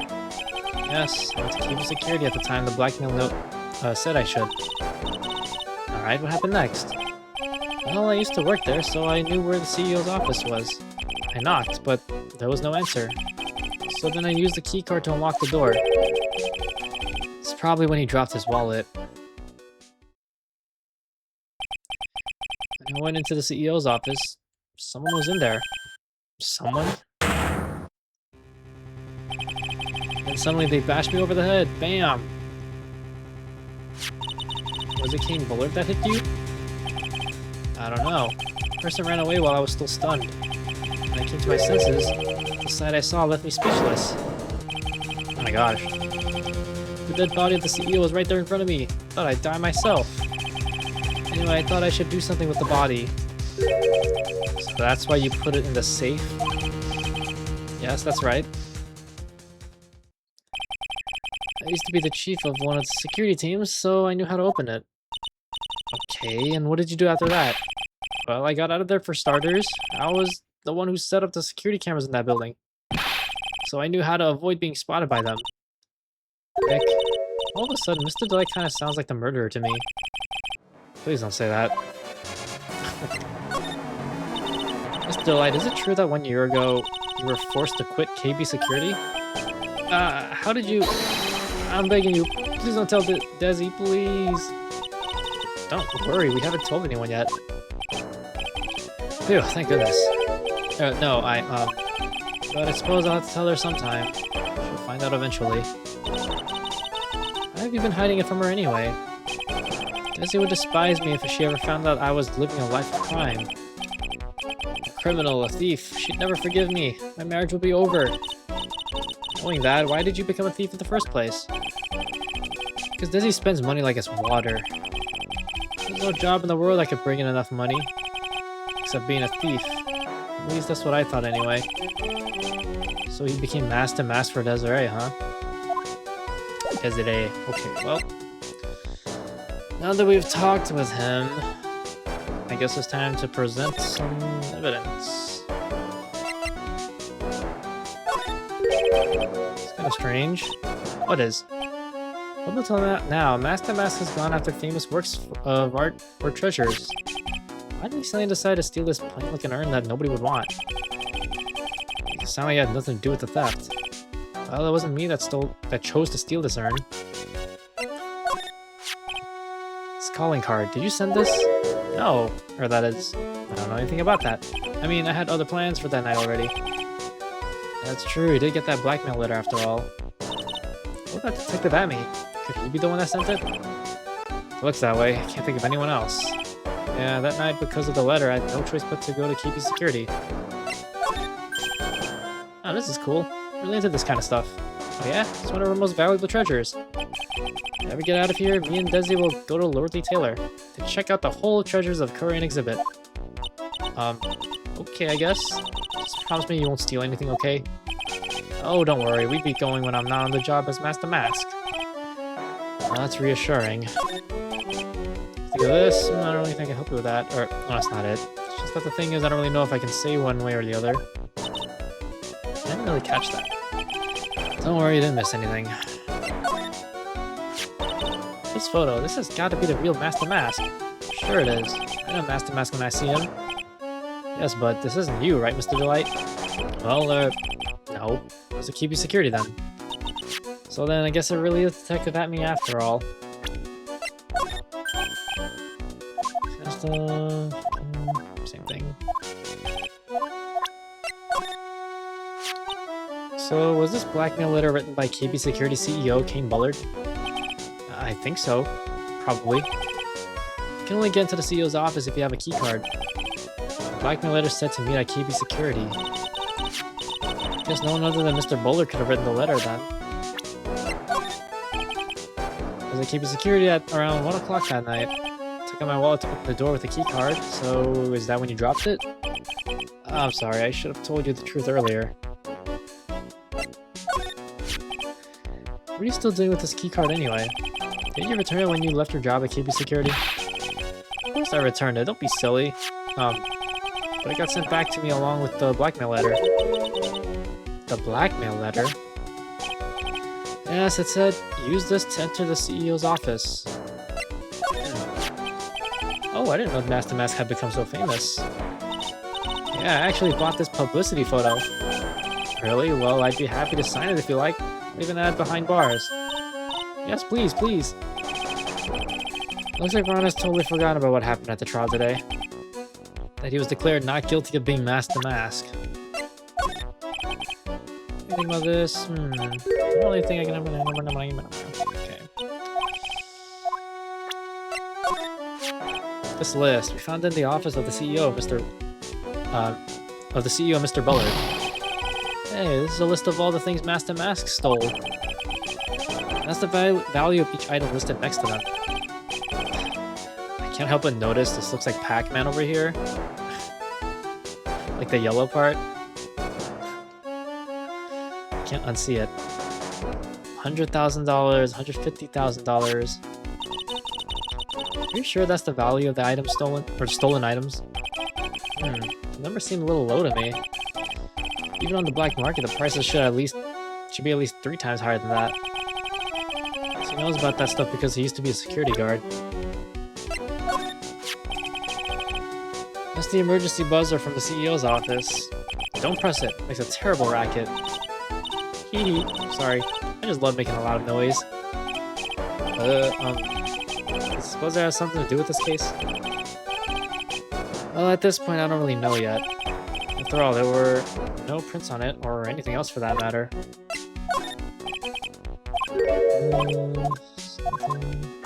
Oops.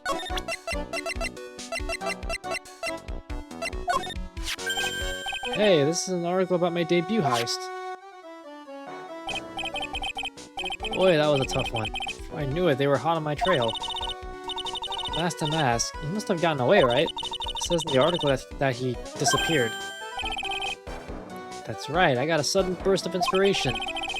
I hid my Master Mask costume in a nearby plastic bucket, and I quickly changed into my security guard uniform. Pretty clever, eh? Wow, awesome. Hey, hold the phone. The guard in this photo. Is this you, Mr. Delight? Hehe. That's right. Nice trick if I do say so myself. It's easy to figure out. Even pros can see through that in a heartbeat.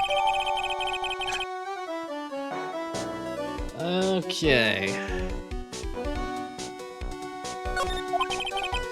But as you might expect, Detective Atme found a disguise.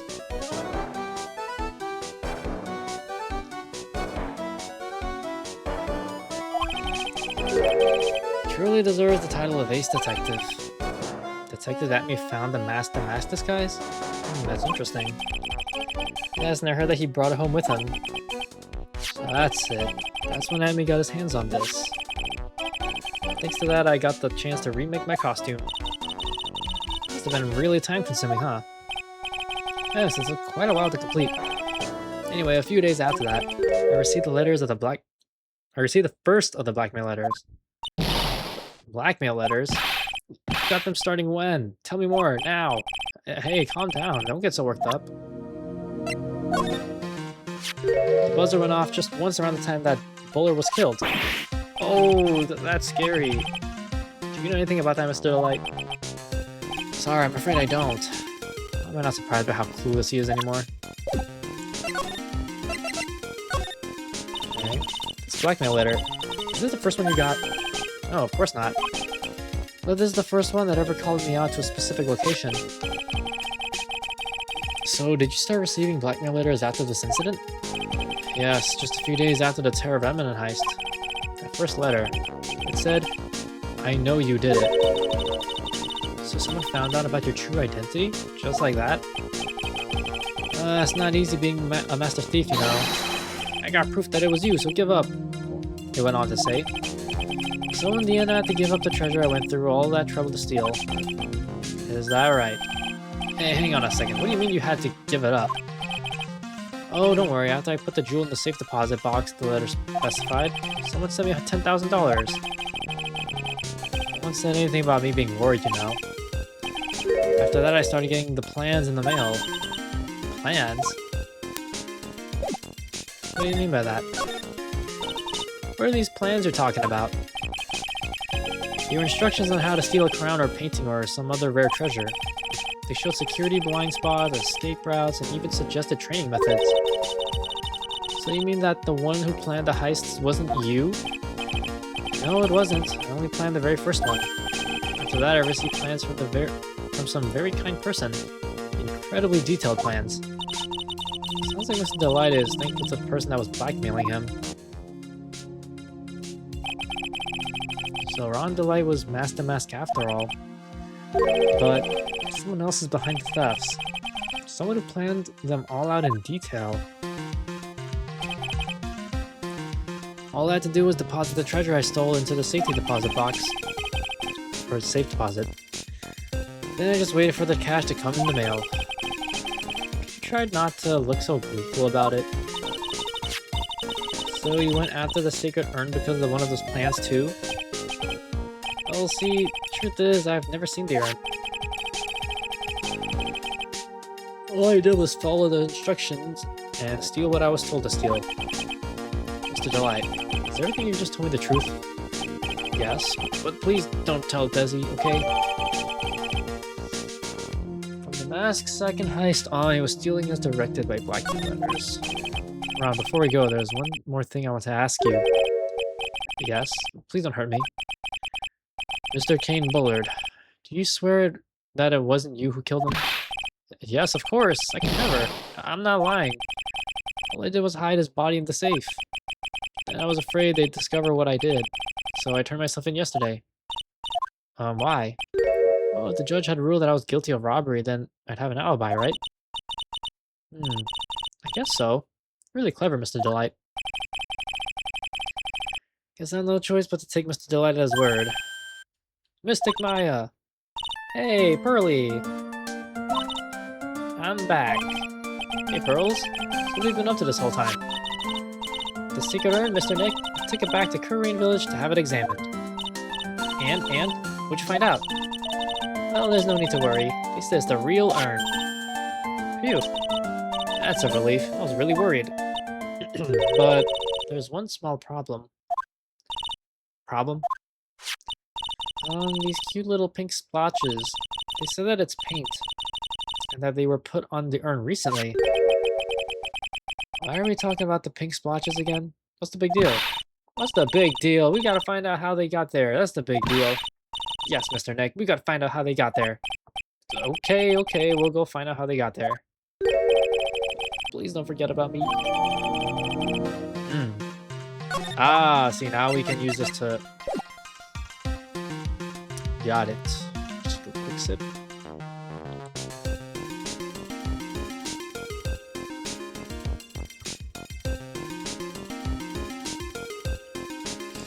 Okie dokie. Now, all that's left...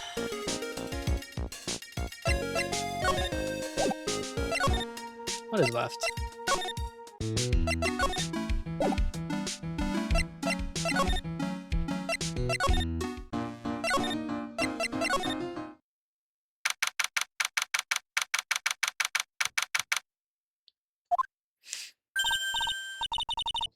Oh, Pearl, how nice to see you.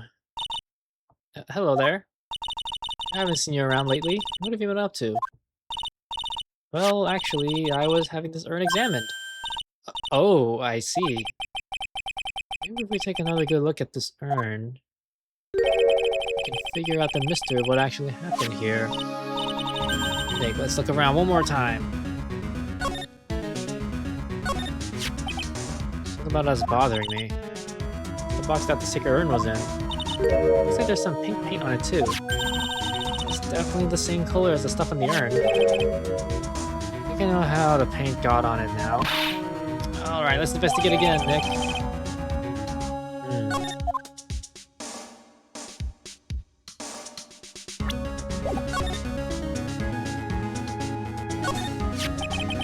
Looks to me like it's been dry for several days. Something suspicious about this paint mark. The bottom left part of it is shaped oddly and it's shocking pink.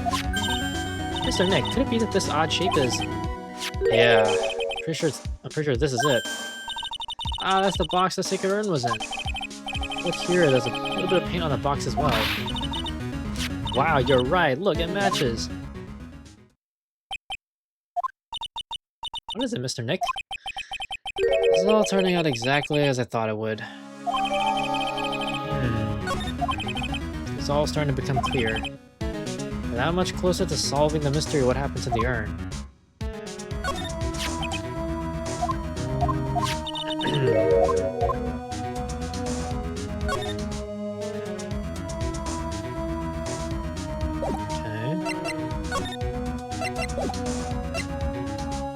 Allow me to save because it's been a bit.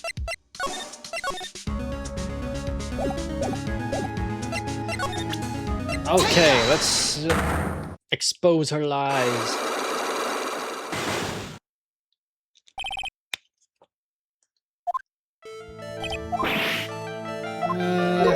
Yeah, I've read this. Fake.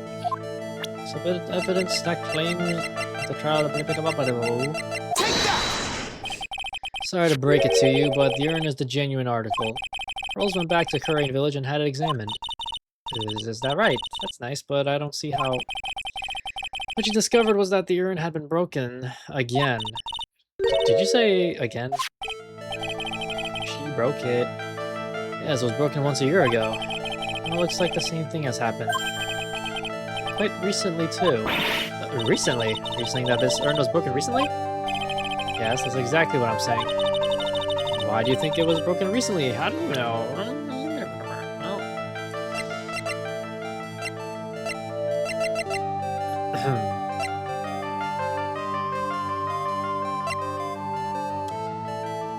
How do we know?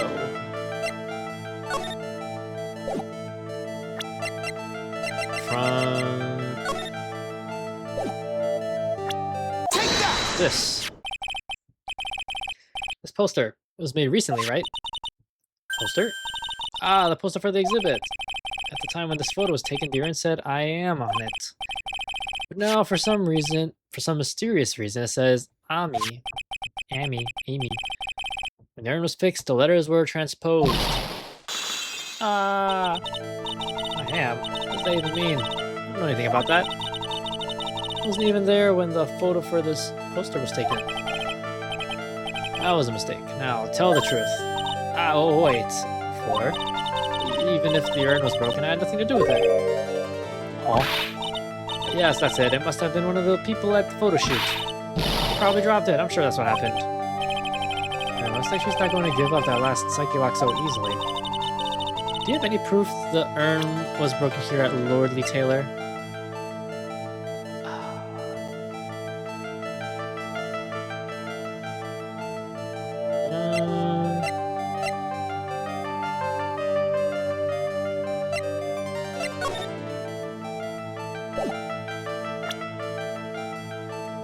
Proof the urn was broken. Here at Lordly Taylor.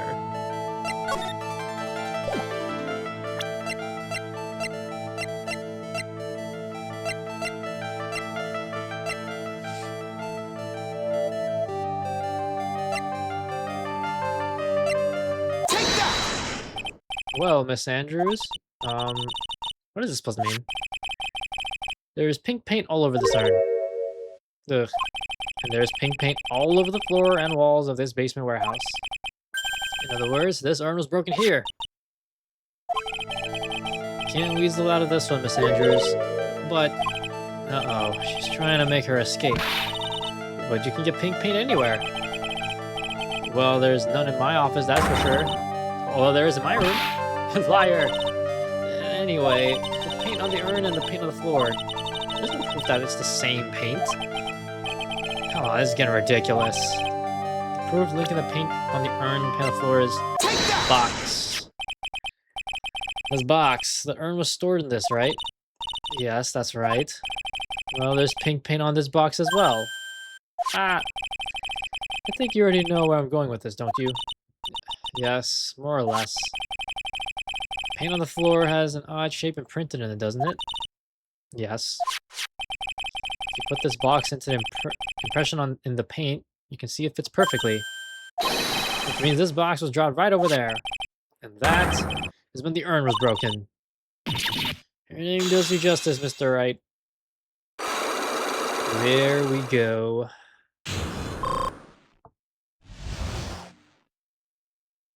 Now we can talk. I'm so sorry. I was the one who broke the urn. Why does this make me feel like some sort of evil school teacher? I'm a terrible person. Not only did I break it, but I tried to hide what I did. Well, it's not so hard to understand. Is it, Pearly? No, not at all. I know just how she feels. It happened about 2 weeks ago. Just after the poster photo was taken on the same day the urn arrived here. I thought I'd put it away down here for safekeeping. I was carrying it in the box. Oh. And I tripped on a paint can and lost my balance. The box I was carrying crashed to the ground. I heard a terrible noise and I thought my heart was going to stop. Fearing the worst, I opened the lid of the box. That's when it happened. The broken pieces of the urn fell out of the box and landed right in the paint. I was in shock. I let out a huge scream. I can totally see how that could have happened. Yeah, as clumsy as she is, I'm sure Maya understands.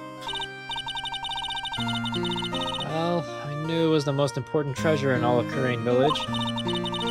So I tried as hard as I could to fix it. Fortunately, the shards were pretty big. That's when the I am got changed to Ami.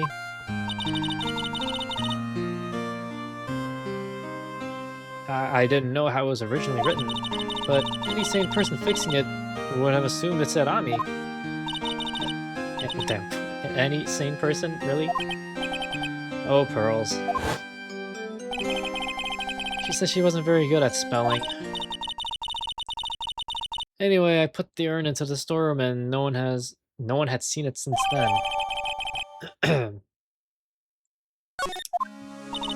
But there's something I don't get. When we first came here, I didn't see any paint stains. Well, that's because it was so ugly and embarrassing. I used the golden statue to cover it. The Ami Faye statue. Aha! Tell us more about this. First time that we came down here, I almost said calm down here. It was on the night that the sacred urn was stolen. But Mr. Nick,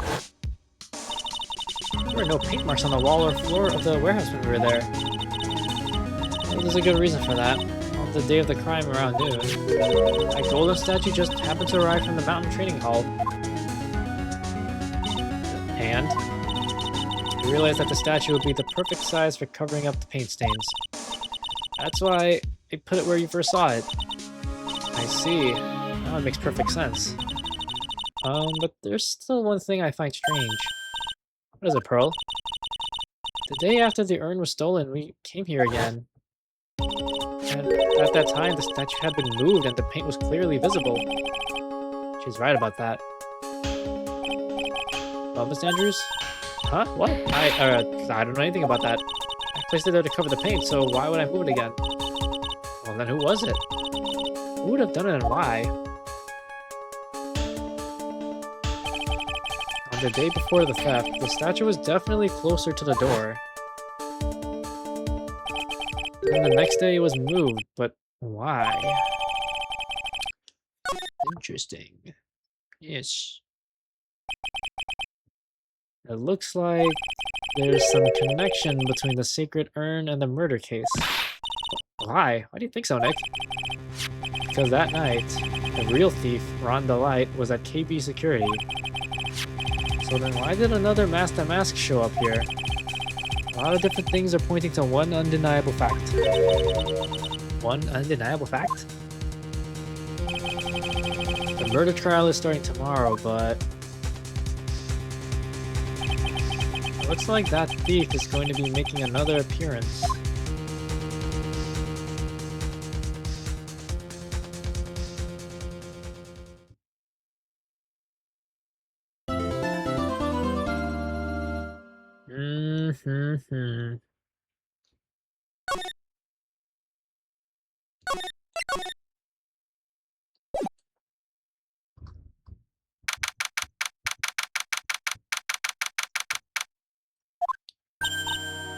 Hey, Nick. What is it this time? You won't believe how many people are here for the trial. Well, it is a murder case. What are you talking about? They're here for the trial next door. Next door? How'd you know this, Nick? I haven't Detective Atme's trial today. Detective Atme? You say they're going to try him as Mask the Mask. Already? That was fast. Boy, I'd love to see Master Mask's trial. I know. By the way, where's Pearls? Oh, she went back home. She said she can't neglect her training anymore. I know you don't like me. Pearls has really gotten into her training lately, huh? Yeah, ever since that incident last year. Please don't ignore me! Oh, Mr. Delight, good morning. No one likes me. No one would notice me even if I killed someone. Come on, don't be silly. Wait a sec. You don't mean you're the murderer? No, I'm just a poor thief. Oh wait, that's not right. A thief can't really be poor. Now let's see. According to Mr. Delight, from his second crime on, he was following a bunch of set plans. Plans that someone had been sending him to help him commit the heists. Do you really think there's a connection between the thief and the murderer, Nick? It's possible, but today's trial is a race against the clock. Huh? How come? Let's just take our time like always. I'm afraid that's not an option.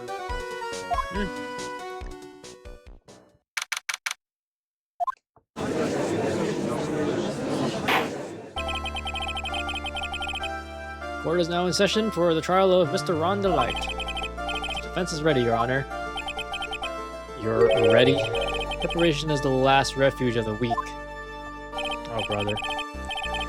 Okay, settle down, everyone. Let's begin with your opening statement, Mr. Goto. He's got the judge in the palm of his hand, yet again. Ron Delight is simply too young to be sent to war, that's all. I'm afraid I have no idea what that means, Mr. Goto. Ha! Then you need to get out more, Your Honor. Life is war, but that is exactly why you must be more precise in your wording. That's all my statement means. You understand now, right? Yes. Well then, let me briefly summarize the details of this case. Wow, the judge is taking charge like he knows what's going on for a change. Victim is Kane Bullard, CEO of KB Security. His body was found in the safe at approximately 9 a.m. on the morning of the 13th. However, the time of death was estimated as 1 a.m. of the previous day. And that's when our little lost kitten dropped the ball. That little lost kitten is, of course, the defendant. Very well then, Mr. Goto, please call your first witness.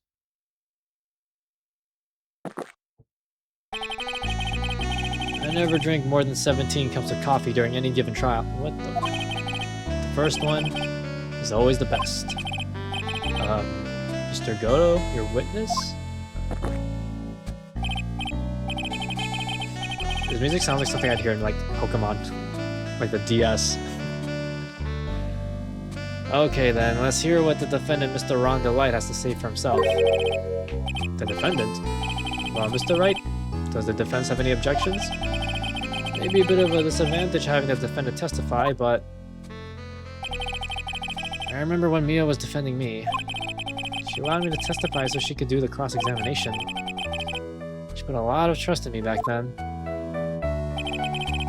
We have no objections, Your Honor. The defense will allow Mr. Delight to testify. Ah, got guts, trite. Well then, Mr. Ron Delight, please take the stand.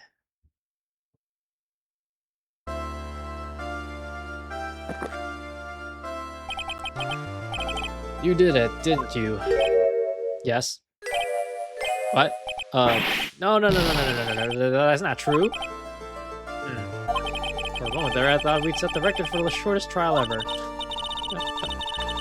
Well, Mr. Delight already looks plenty guilty with that face he's making. And once he opens his big mouth, he'll probably put the last nail in his own coffin. Ah, very well. Now then, can you tell me something? You didn't kill Bullard. Why did you go to KB Security? Well, it's kind of hard to say. Boy, I wish I could go home. Now then, let's hear some testimony about what happened. There we go. That evening, around 1 a.m., I went to see Mr. Bullard in his office at KB Security. The blackmail letter I got, it ordered me to go there. I've been working for KB Security until a year ago, so I knew where his office was. 1 a.m. The exact time the murder took place. The week get washed away by the tides of fate. Strong, drink it up. Ah, it's bitter today too. Just like my destiny. You never know that from the way he's chugging it down. Just to write your cross-examination, if you please. Okie dokie. I like to press every single statement. 1 a.m., huh? You're absolutely sure about that? Yes, that's what my watch said when I entered the CEO's office. Or no. Actually, I'm not really sure. My watch was slow, and my internal clock was also a bit... 1 a.m., that's the exact time the victim, Mr. Bullard, was murdered, correct?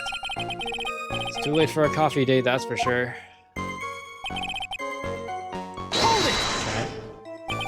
Okay. It ordered you there? It was the first time I'd gotten a blackmail letter that ordered me to go somewhere. Does that mean you've gotten other blackmail letters then? Oh, of course. They say things like, steal this or take that. Aha, why don't you save those for later, Mr. Delight? Please don't say any more. Now, what should I do? Press harder. So, what did the blackmail letter in question say?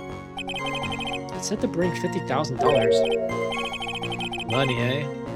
Perfect motive for committing murder. Oh, but wait! I never intended to pay that money anyway. Oh?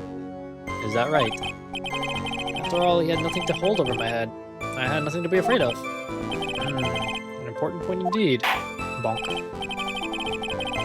Witness, let's have that added to your testimony. Yes, sir. Ah. muddy mud skipper in outer space has a better chance of surviving than I do. I was digging this hole deeper. For reals. Blackmail threat didn't scare me, it wasn't going to cause me trouble or anything. Just what were you being blackmailed about anyway? The blackmail letter said, if you don't want your identity revealed, correct? I'm sure it was referring to the whole mask-to-mask thing, but I wasn't worried. Mr. Buller didn't have anything on me. He didn't? Anyway, I don't care what anyone says about me. Just as long as Desi believes in me. So that's why Mr. Light didn't believe he was mask-to-mask. That's why I knew they were just hollow threats.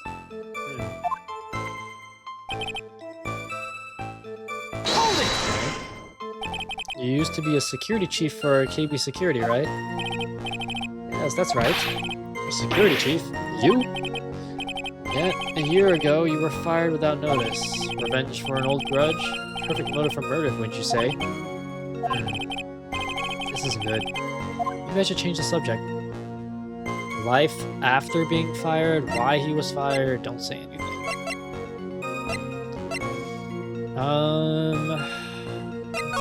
Anyone tell me why? Mr. Delight, please tell us why you were fired from your job. Well, the world is filled with those who have said, I wish I had never asked that. Okay, then I take it back. Defendant, please answer the question. Well, I needed money. You needed money?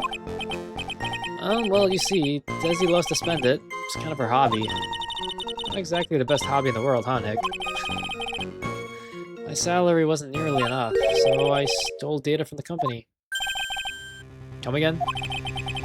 KB Security has a lot of security info on all sorts of companies, and since I was a security team chief, you stole some data and sold it. Mr. Buller found out and I was fired immediately. What? Wish I'd never asked that. I was somehow able to keep it secret and made it seem like I'd quit on my own. What is it, Nick? You don't look so good. Someone who brings harm to their company is fired as punishment. You do well to remember that. Sure told you. So you admit that you stole data from your company, is that correct? Yes, I'm sorry. This is a very important fact. Please add it to your testimony. Oh man, this whole thing just took a big turn for the worse. Crashed and blew up. It's gonna take the jaws of life to rip this case from the clutches of disaster. Fired me for selling home secrets, but I didn't know that.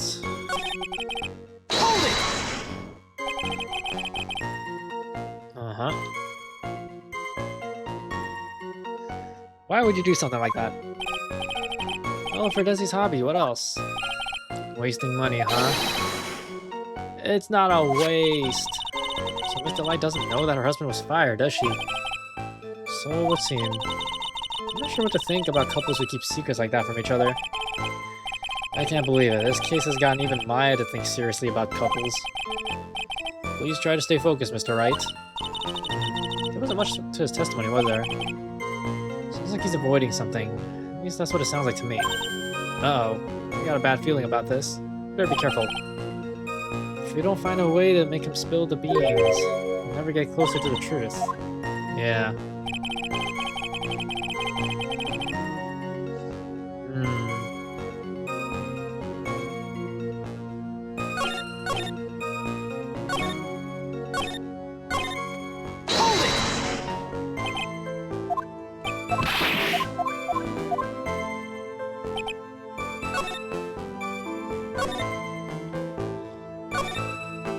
What should I press? Or like present?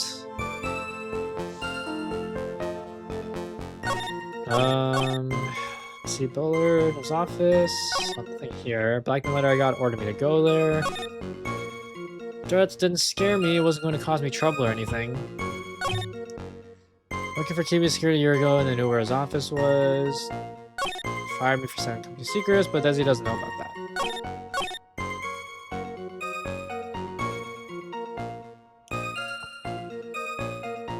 Well, if it didn't scare you, you wouldn't have gone. Also, we know he wants to keep a secret about like his whole identity as a thief from Desiree. So if Kane, what's his name? How do I? Yeah, so this Kane guy revealed his identity to, like, I guess let's assume the public. She would probably see that, and then his identity gets exposed. Mr. Delight, what you said just now doesn't match what you told me yesterday. Huh? What doesn't? I think you must have been scared. Very scared. Of having a certain person find out your secret. Gulp. A certain person. Miss Desiree Delight, the defendant's wife. Why, but listen to me, why Desi, she's... Looks like if I just sit back and relax, the fun will end before it truly begins. Durr, Goto. Yes, we know. It was all your wife's fault. What do you mean? Mr. Delight stole company data to pay for his wife's spending habit, for which he was fired.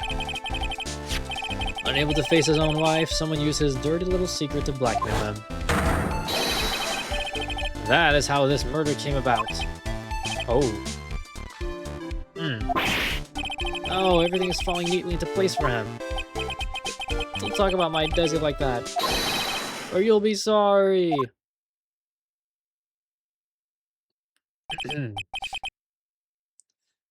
Well, it seems that we've learned a great deal of things here so far. What do you think, Nick? I didn't think it was possible to get so thoroughly whipped in just 20 minutes. Clearly there was sufficient motive for murder. He stole data for his wife, and he killed to protect his secret. Oh, a family man who cared just a little too much. Motive is clear, let's move on. Ugh. What happened at the crime scene at 1 in the morning, Mr. Delight? Come now, tell us. Are all ears. Ye have messed up. When I entered the office, there was a suspicious shadow there. I wonder who that is. Suddenly I was hit on the forehead. After that, I remembered being a bit dazed. If I hadn't been wearing that, I would have been killed. I came to. Mr. Bowler was lying there, dead. This guy's really making it difficult for us. I see. Suddenly hit on the forehead, huh? I believe the detective from yesterday provided similar testimony. He said that Master Mask struck him on the head from behind. Of course, since Acme turned out to be the culprit himself, that was all a lie. Ha! No one's going to believe a pathetic lie like that. What are you saying? I really was attacked. Also, it's illegal to lie in the court, even though people do it all the time in this game.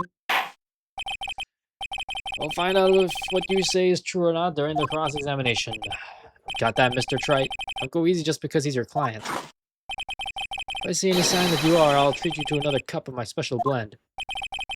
You don't need to worry about that, Mr. Goto. I have faith in Ron. I know he didn't do it. Alright. Hold it! Who is this suspicious shadow? If there were 1,000 of me, and if even one knew, I'd tell you, trust me. Just dodging all of our questions is not helping us win this case. Okay, then how was the victim Mr. Bullard at that time? What do you mean by how was he? Was he already dead? Was he still alive? Maybe he was the one who hit you in the first place. That's a good question. What do you think, Mr. Wright? Forget it. Hold it! Your forehead? Yes, I was hit on the forehead as soon as I entered the room. It was an amazingly fast and powerful attack. Do you remember anything about who hit you? Well, like I said, it was a fast and powerful hit, so I think I was a little dazed for a while. I don't think Mr. Delight even grasped what you were asking. Yeah, I'd like to show him a fast and powerful attack myself. Maybe that would knock some sense back into him. And wearing that, I would have been killed. That? Could you please clarify what you were referring to?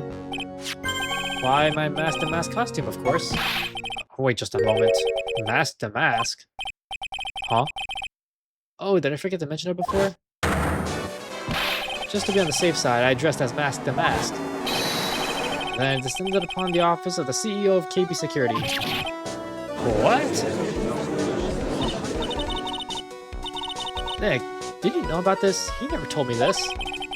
I don't recall him ever mentioning it to me either. Even I didn't know that. Seems our little friend really loves to keep secrets. I'm sorry, I just never had a chance to mention it up until now. Wait, that's not right. You know how sometimes things just slip your mind? Ah, my 6th cup of coffee is staring at me coldly. Maybe I'll have a 7th. At any rate, we can't ignore this new piece of information. Witness, please correct your testimony. I'd have been killed if I... Okay. Why were you dressed up as Master Mask? Why? Because I'm Master Mask, of course. Oh, what are you talking about? Master Mask's trial is being held next door.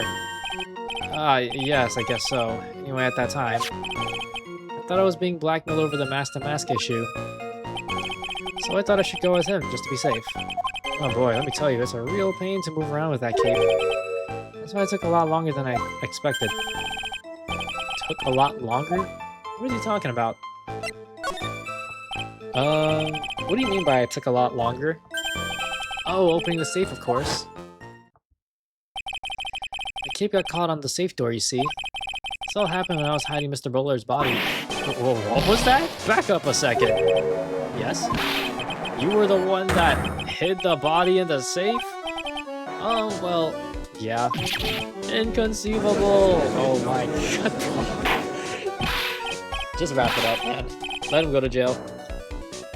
Why? Just... why? What reason could you have? What were you thinking? Question. When does someone toss their dirty shorts in the washing machine? What? The answer is simple.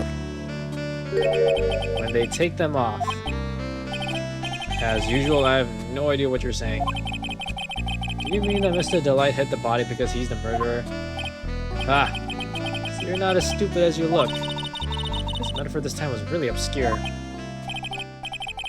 Mr. Wright, you don't mean that you knew about this whole safe business, do you? Well, yes. Why am I the only one not in the loop here? Witness, make sure you add this to the testimony. Yes, sir. Uh-oh, looks like a storm front is moving in over the fair weather, Judge. Panicked and hid the body in the safe. It took about 10 minutes. Why did you hide the body in the safe anyway? Well, because it wouldn't fit in the drawer. That's not exactly what I meant. When I saw that corpse, I kind of lost it. I thought, if they find his corpse, they'll think I did it. Ah, I think you had a simpler reason than that. It's because you killed him. That's why you spent 10 minutes hiding the body. That certainly makes more sense. Ugh, hold on. 10 minutes? What is it, Nick? I just had a thought. Under those circumstances, would you normally try to hide the body and spend 10 whole minutes to do it? Under those circumstances? What circumstances? Oh, I think I know. Hey, Nick, if you think his behavior was so strange, why don't you present some evidence that would show just what those circumstances were? That's it. I'll take a look at the court record and present some evidence. Why are we being so obvious about what we're doing now all of a sudden? We heard this from Mr. Delight yesterday, didn't we? There's not much in this testimony either. I bet you he's still hiding something. I wouldn't be surprised. We'll just have to draw it out of him. Just hope he doesn't make things any more complicated. Okay, it's, couldn't have hit it for 10 whole minutes when the buzzer was hit. Your Honor, could you please take a look at the... Actually, wait, wasn't... Actually, well, I guess it's fine because we're progressing. What might this be? The record for the emergency buzzer that connects the CEO's office to security. If the button in the office is pressed, the security team is supposed to come running. And according to this record, the buzzer was pushed once, at 1:02 a.m. What? If Mr. Ron Delight truly was the murderer, he would never have, or he would have ran as soon as that buzzer sounded. After all, a security guard would have been heading his way. Objection! Ha! Let's remember who we're dealing with here. He probably had no idea there were security personnel in the building. Objection! Of Up until 1 year ago, my client was working as a chief of security. There's no way he wouldn't have known about Objection! that. But, as it turns out, the guard never came. That was nothing more than a coincidence. The fact that the guard was a pathetic loser who had just gotten punched in the face by his ex's new boyfriend and wasn't anywhere in the vicinity was not something Mr. Delight could have known. Objection! Again, remember who we're dealing with here. It's a sure bet that Mr. Delight didn't even notice the buzzer going off. Objection! This buzzer is extremely loud. There's no way he could have ignored something like that. If he had been conscious, that is. Conscious? What do you mean by that?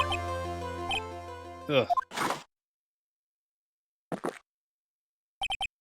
Fine.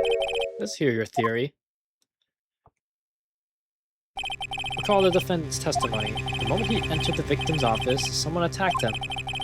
Mr. Delight said he felt dazed. I'm willing to wager that he was knocked unconscious for at least a few minutes. Unconscious? So he fainted? That's why Mr. Delight didn't know that the buzzer had sounded.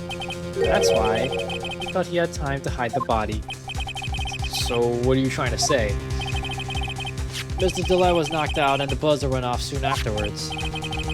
Now, unless my client was able to hit the buzzer while he was unconscious, it can only mean that there was another person in that room. That's right. Whoever it was, they knocked out Ron Delight and then pressed the buzzer.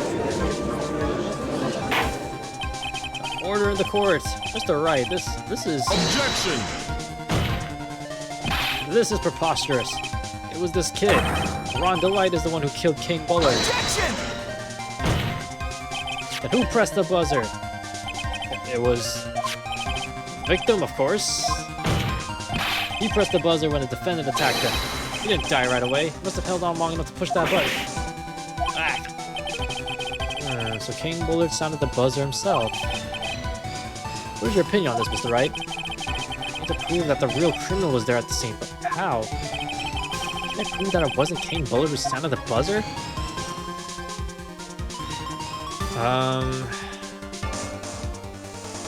I can prove it.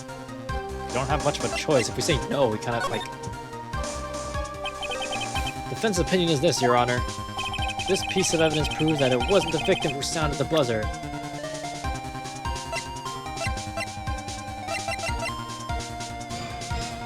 No fingerprints on it. Take that! Somehow was suppressed. I believe this is the piece of incontrovertible evidence you were looking for. The emergency buzzer. Is there some kind of clue on it? Absolutely not. Hey, come on now. At least give some thought to what you say before opening your mouth. The fact that there are absolutely no clues is itself the clue. Now, I'm the one who's clueless.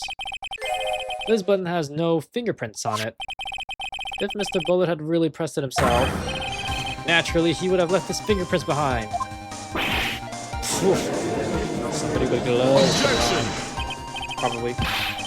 Ron Delight obviously wiped them off. Objection! Why would he? The guard could have come in at any moment. He took that button. I know he did. Objection! Defendant Mr. Delight was dressed as Mask to Mask. And Mask to Mask always wears gloves. What reason could he possibly have had to wipe the button free of fingerprints? Order, order, order. It would seem I've been forced to eat crow. I wonder what blend number crow flavored coffee is. However, if the real killer was there at the scene, why would that person press the emergency buzzer? Shouldn't they have run away without putting themselves in extra danger? What's with this awkward silence all of a sudden? Looks like you're fresh out of parlor tricks. They're on to you, Nick. Just give me a minute to collect my thoughts. The real culprit killed Mr. Bullet at around 1 a.m. And Mr. Delight just happened to waltz in when the murder was taking place, right? The killer clobbered Mr. Delight and sounded the buzzer. Even though security was supposed to respond right away, if the buzzer was pressed. Security was supposed to respond. Time's up, Mr. Wright. Let's hear what you have to say. Very well then. Oh, got some guts. I like that in an opponent. Why did the real killer sound the emergency buzzer? Didn't mean to. Find out what it did. I mean, these two are pretty much the same in terms of goofiness. Call the security guard. The killer knew that if they pressed the button, a guard would come running. And that was exactly what they wanted. Do you mean to say the killer called the guard on purpose? Yes, although as it turned out, he never showed up. Guess he was getting his clock cleaned at the time. Ah, what a touching story. You're saying the killer had a change of heart and called the guard to turn himself in? No, I'm not. When that buzzer sounded, there were 3 people in that office. The victim, Kane Bullard, who was already dead. The defendant, Ron DeLight, who was out cold. And the third person, the real killer. I wonder whose silhouette that is. Hypothetically, yes. Now then, in this situation, if the real killer made an escape, what would happen? The only ones left in the room would be the victim and Ron DeLight. And if any security guard came running in at that time, they would think that I was the murderer. Yes, that's precisely the real killer's objective. Frame Ron DeLight for the murder.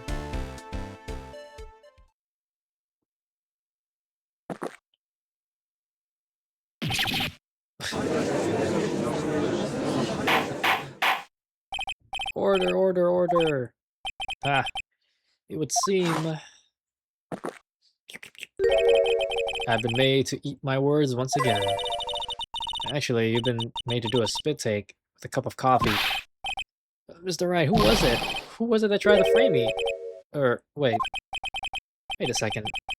I'm the one and only Mask to Mask, so... Nick, you mean the real killer is... I'm going to drag that person in here right now. But who is it? I don't have any solid proof yet, but think about it. The killer knew Mr. Delight's identity, and they also knew that he had been called to keep me security that night. So the killer used him to execute a well-crafted plan to murder Kane Bullard. Now then, let's hear your accusation, Mr. Wright. Who was it that framed Mr. Ron DeLight for the murder of Kane Bullard? Well, based on the silhouette that was constantly showing, would be Luke at me. If it's not him, then well, GG's. Detective Luke at me. He's the only one who could have done it. Ace Detective? Luke at me? You mean Mask the Mask did it? Your Honor, the person being tried in the court next to us is not Mask the Mask at all. He is in actuality the true murderer of Kane Bullard.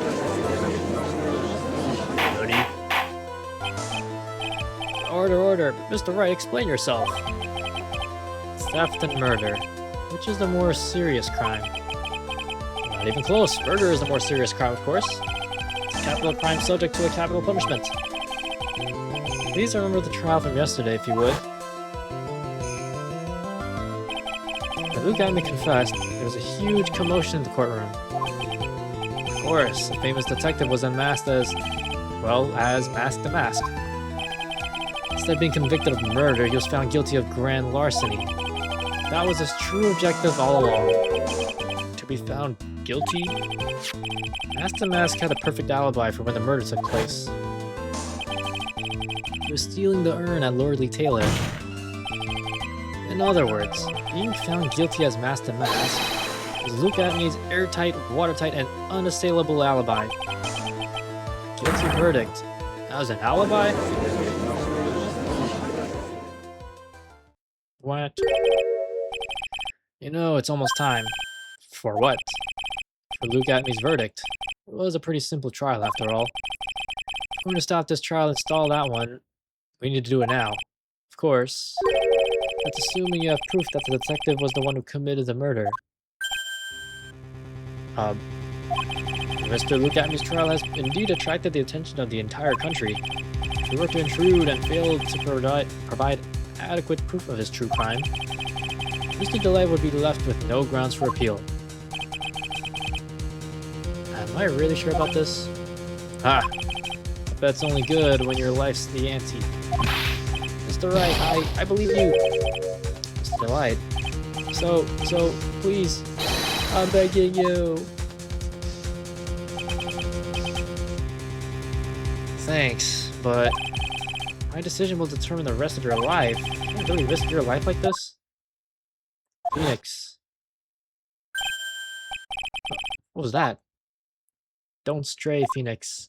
For your client, take the path of trust. That voice, it sounds like Mia. Your Honor, the defense requests an immediate recess. Ah, so that's your answer, huh? Very well, I've decided as well. This court will now take a 20-minute recess. Mr. Wright, when we return, please summon Mr. Luke at me to the stand. Yes, Your Honor.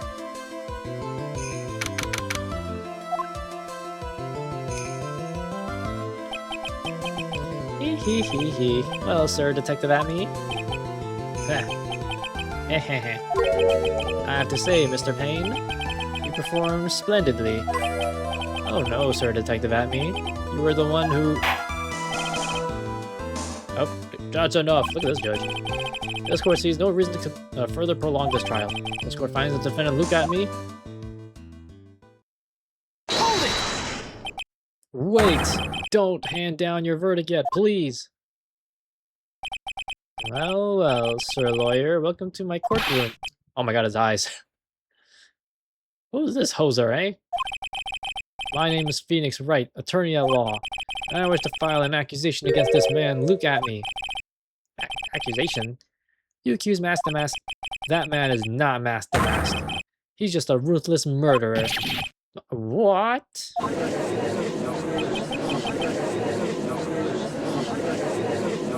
Sweating. He's sweating. To be continued.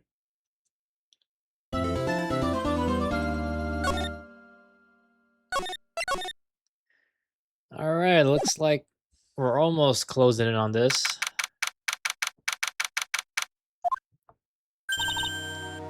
My sis? I could have sworn I heard Mio's voice. So then she's still alive, inside your heart. Nicky boy!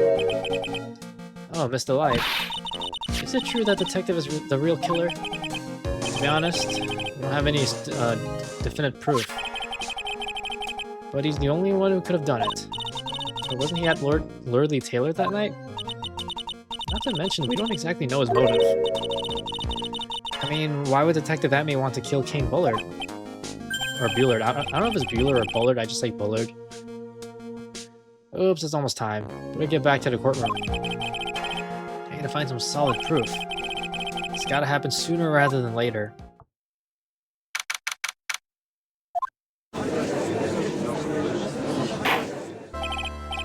Now then, this court is back in session. Mr. Luke Atme, please take the stand. Well, how do you do, Sir Lawyer? I never would have thought to see you acting so recklessly. Couldn't let them hand down your verdict just yet. That way would have given you your perfect alibi. An alibi by the name of Mask to Mask. I'm sorry, I'm afraid even the great Luke Atme has no idea what you mean. Of course, I have been in the next courtroom ever since 10 o'clock this morning. I'm afraid there's no way I could know what's been going on in here. You've been in the defendant's seat all day long, correct? Being tried as Mask to Mask. Indeed, it's truly child's play to fool the ignorant masses. Not only did the poor fools ask me to protect their valuables, they even gave me a generous reward upon returning their own property to them. Take this red diamond ring that sparkles upon my divine finger, for example. So you continue to insist that you are in fact Mask the Mask? Of course. Very well then, Luke Atme. Let us begin with this simple question. On October 12th at 1 AM, Kane Bullard was murdered. Where were you at the time? One without knowledge lacks even the knowledge that he should be ashamed of himself. But don't worry, I will not hold it against you, Sir Judge. Thanks. Alright, Mr. Atme. The night of the murder. Speak. We're all ears. As you wish, Sir Prosecutor.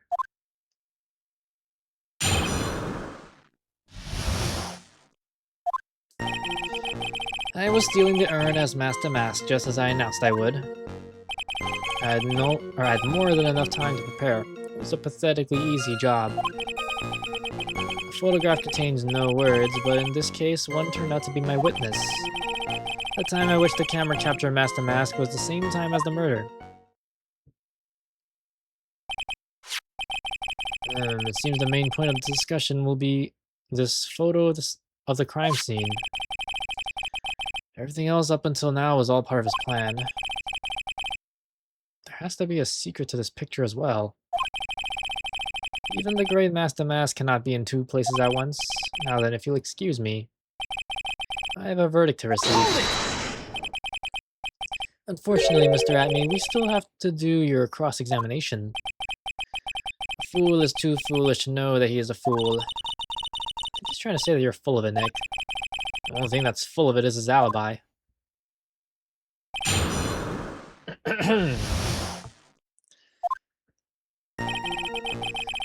Stealing the urn.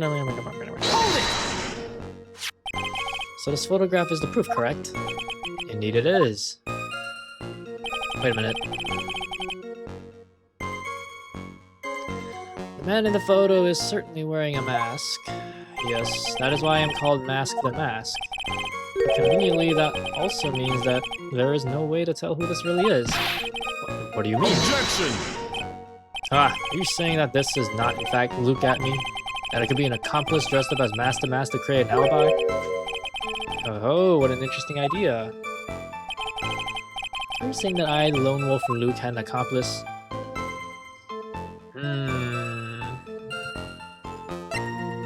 No.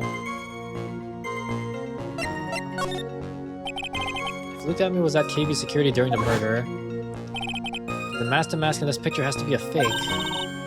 There really was an accomplice. But right now I have no idea who it was. I don't have any idea right now either. Baseless objections are just what the guy wants. There's gotta be another way, and I'm going to find it. I believe Adrian Andrews hired you at one point.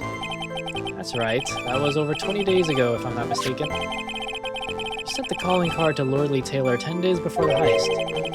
That would mean you sent out the card after you began your security watch, right? Indeed, there was no reason why I couldn't do both jobs at once. It's the perfect opportunity to steal my latest target. I see, you truly are evil, aren't you? Yes, evil is what I am. Hey Nick, isn't there something odd about this? Detective Atney was always proud of his ace detective skills, right? If the urn was stolen from Lord Lee Taylor while he was the only one watching it, he'd have no way to maintain his perfect ace detective persona. No, that's true. It is kind of odd. Photograph contains... So by photograph, you mean this piece of evidence here? Is that correct? It is, that is it. The very thing that proves I committed the crime. The very thing that proves you committed the crime. When you think about it, it's really odd. You say that almost as if you had this picture taken on purpose. Objection! He was simply caught by the very camera that he had set up. We'll have days like that. Indeed, it turned out that there was no such thing as the perfect crime after all.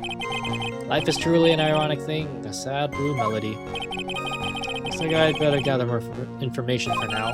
If he's truly the killer, there's gotta be something phony in that photo. About the camera that took this photograph. Oh, come now, it's all too clear what you're thinking. Huh? You think I altered the timestamp on the photograph, don't you? I'm afraid that's impossible. The camera was set up by Lord Lee Taylor. On top of that, it was Lord Lee Taylor's staff that printed that picture's data. Fortunately for the defense, there's no way that picture could have been altered. See, I think I'd better find something else that could be suspicious. So is this alibi false? It has to be. We couldn't have killed Mr. Bullard at KB Security.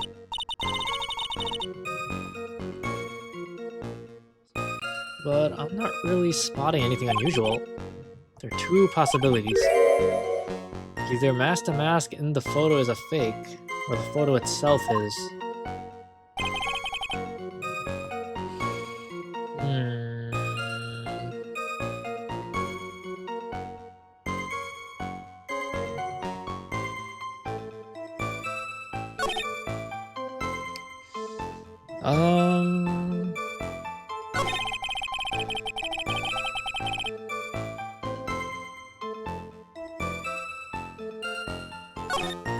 Which one was it where it was like,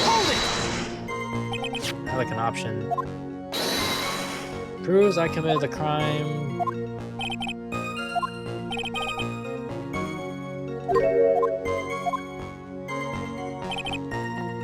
Think long hard about the night. The basement warehouse that this picture is that supposedly captures it. It's gotta be here. Isn't there something funny about this picture? Not that I can see. Oh, you bet there is.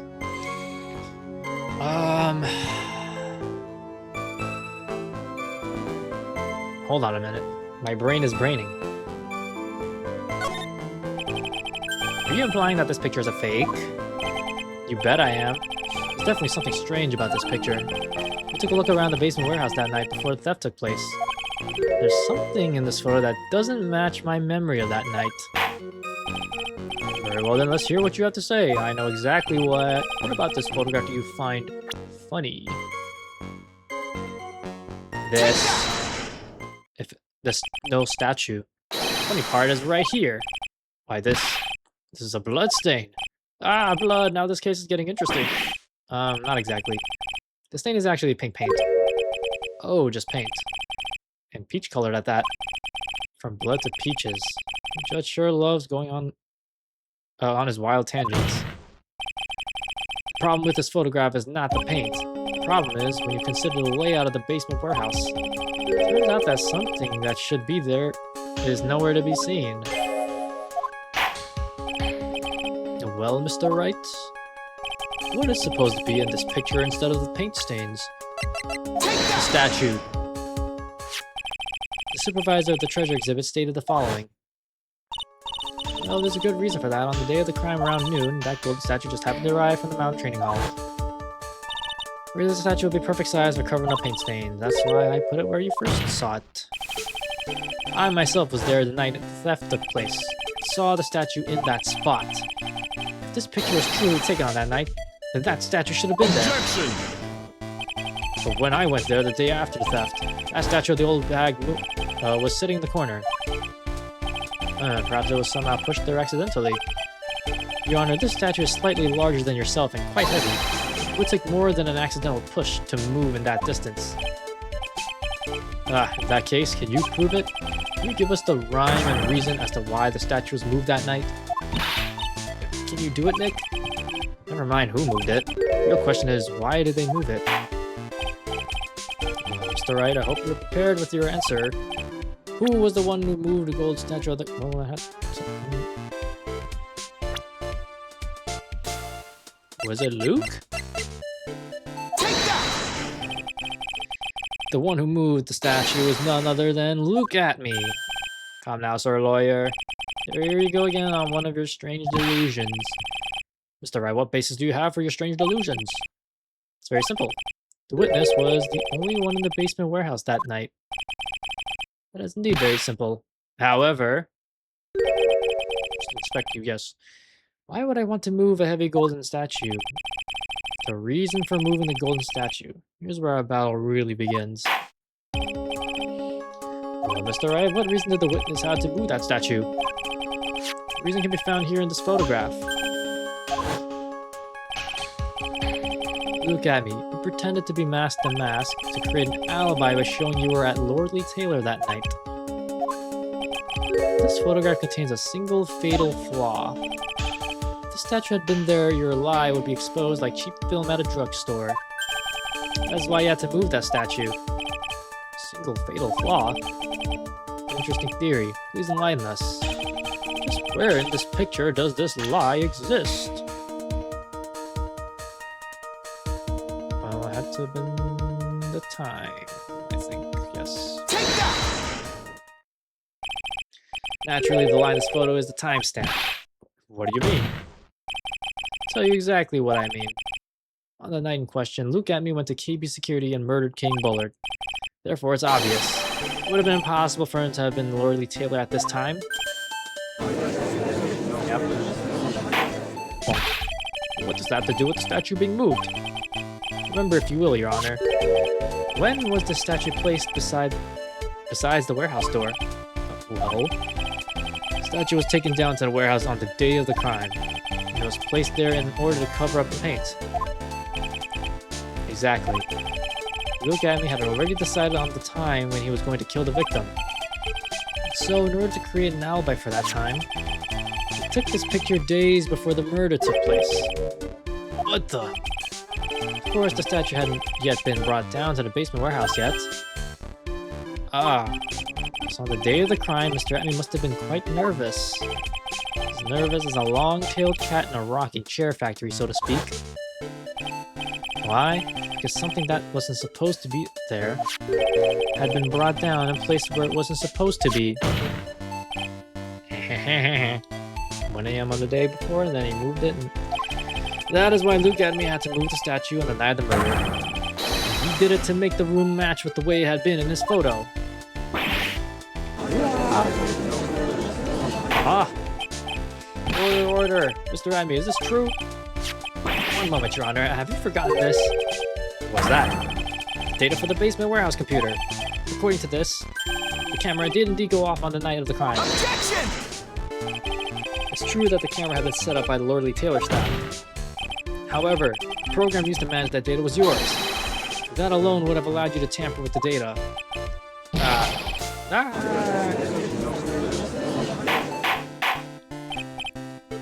Order, Mr. Goto, what is the meaning of this?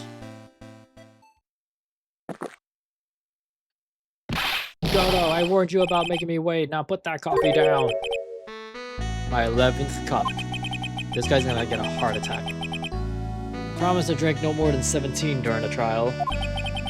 Which means I'm still good till the last drop. However, the defense has a very good point. A good point? So what? We are all but travelers on a road of infinite points. I think he's got his points mixed up with his other points. So you say this photograph was taken ahead of time, and that the statue was moved in order to make it match. It's a very interesting idea. However, there's one point that can't be denied, which is it's only a possibility. Men that are trapped by the chains of maybe can never reach their dreams. That's very true. No way, don't fall for that, Your Honor. Hey, Mr. Damask. Yes? There's no funny business in your actions as Master Damask. There should be no problem with you telling us your strategy. So let's hear it.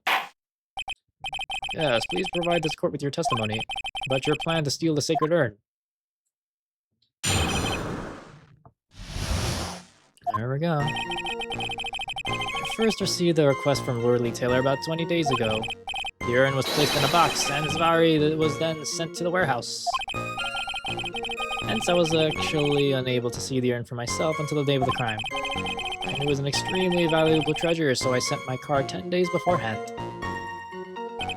I then handled security by myself to ensure that my crime would go smoothly. At last, I held the urn in my hands for the first time at 1 a.m. on October 12th.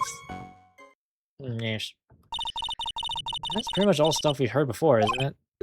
Yeah, but we will find the truth hidden in the nuggets of new information he gave. Witness, you sure there are no mistakes this time? Sorry. Very well then, Mr. Wright, you may begin your cross-examination. Okay. I think I already know, to be honest. Just need to make... Going to Purloin, the most priceless work of art on this planet.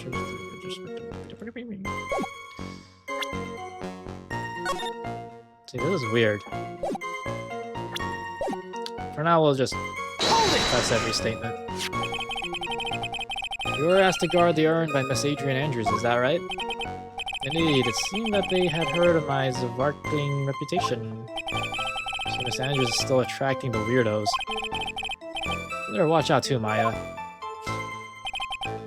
Everyone's placed in a box and Zario's next to the warehouse. You mean this box? Yeah, it's that pathetic box. Lady Andrews was especially taken with that urn, and she wouldn't let anyone enter the storeroom, not even me. Huh. Interesting new tidbit. Depends on the urn.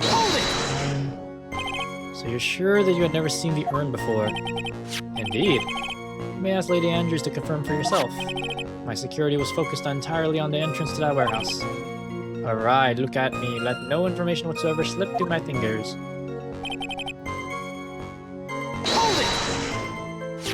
You mean this calling card? That's right, that is without a doubt my calling card. Guess Mr. Delight didn't make this after all. Of course, because that me knew about the emblem. If this card authentic would have been child's play for him. Then handle security by... Did no one enter the basement warehouse? Fortunately, there were many different treasures being taken there. Thus, for a period of approximately 5 days, people were indeed going in and out of the warehouse.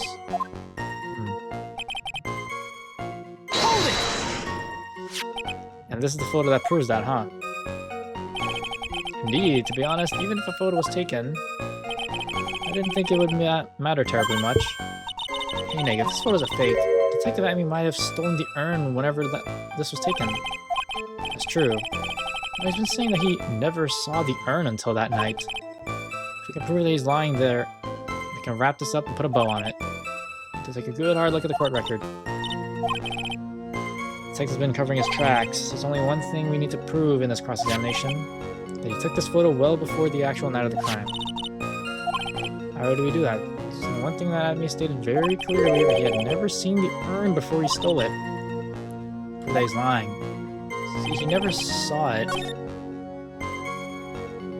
But then he has this calling card that clearly says all of that, which... Objection! It's a complete contradiction. Mr. Admi, if you really are Master Mask, then you also wrote this calling card, correct? But of course. Is there a problem with the calling card? Allow me to read a passage from the calling card that Master Mask had written. Take good care of that speckled urn. Now the speckled here surely refers to this pink pattern on the sacred urn. Yes, that is true, but so what? Paint? Truth be told, there was no way that Master Mask could have known about this pattern. What do you mean? This pink spotted pattern on the urn is actually nothing more than paint stains. Paint stains? And these stains did not appear until after the urn had been taken to Lordly Taylor. I'm not finding this joke to be very funny, Mr. Trite. That day that the sacred urn was taken to the warehouse, the urn was broken due to human error, or should I say, an error-prone human. That's when the pink paint got on the urn. Ugh, you can't be serious. Yet you knew about it. Yet this calling card clearly mentions the paint pattern. Which means Detective Amy had seen this urn long before the crime ever took place. In fact, he saw it when this fake photo was taken. Because this photo is a fake, your alibi for the night of the murder no longer holds water. Out his ass.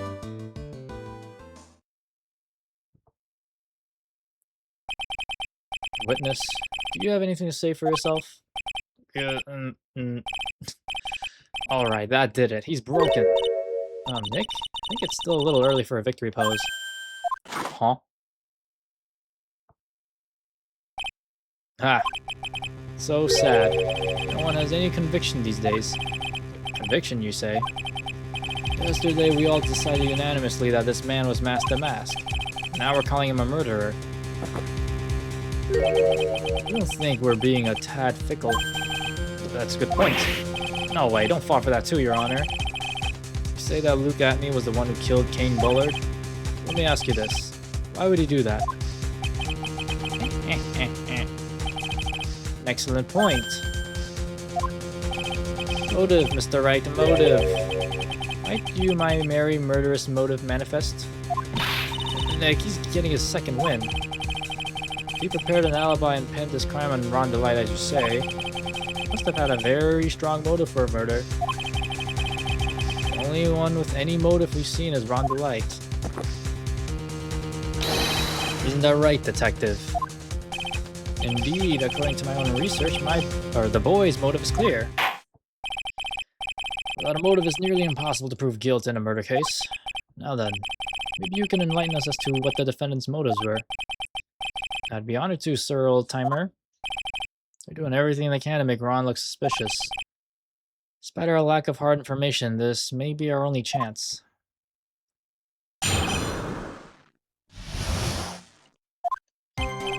I, look at me, had no points of contact with the victim whatsoever. Kane Bullard decided to investigate Mask to Mask and simply mistook who he was. It was Mr. Bullard who wrote the blackmail letter and sent it to Ron the Light. And it was again Mr. Bullard who harbored a grudge against Mr. Delight for his betrayal. Mr. Bullard's mistake is quite excusable. The defendant truly believes he is Mask to Mask. That's why Mr. Delight saw it fit to kill Kane Bullard. Truly a tragedy. So the victim, Kane Bullard, blackmailed the defendant? This is the blackmail letter found in the defendant's apartment. The handwriting test confirmed that Mr. Bullard was indeed the one who wrote the letter. What? Very well, Mr. Wright. Begin your cross-examination. Oh boy.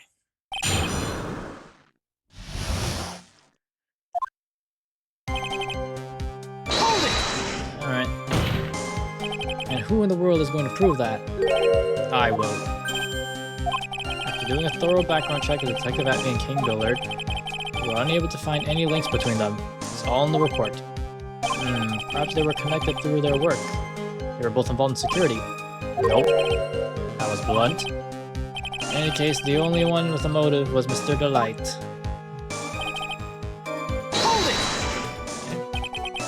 Mistook? That's right, mistook. From the Old Norse mistaka, meaning to take an error. That wasn't what I meant. Just who did the victim mistake Mask to Mask to be? The answer is obvious. Ron the Light, of course. Boy, I like to wipe that smug look off this guy's face.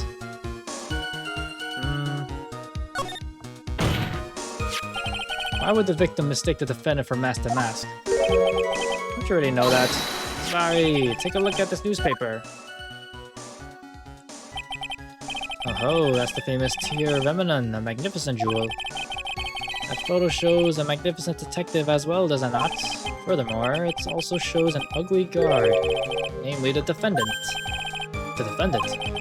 The victim clearly misread this article and Zawari got the wrong impression. The impression that this ugly security guard was in fact Mask to Mask. I see. That was an unusually reasonable deduction. Spoiler wrote the blackmail letter and sent it to Ron the Light. You mean this blackmail letter right here? It says bring $50,000. The handwriting is without a doubt the victim's. There's no mistake, we have an official report to prove it. But I don't see an address C on this letter anywhere. Address C? This letter was discovered in Ron Delight's apartment, and Mr. Delight did show up at the designated place and time. But there is no address C is irrelevant. I wonder... What's up, Nick? I just had a thought. What if that blackmail letter wasn't meant for Mr. Delight? Whoa, do you have any evidence of that? For some reason I just can't shake the feeling that there's something not quite right about this blackmail letter.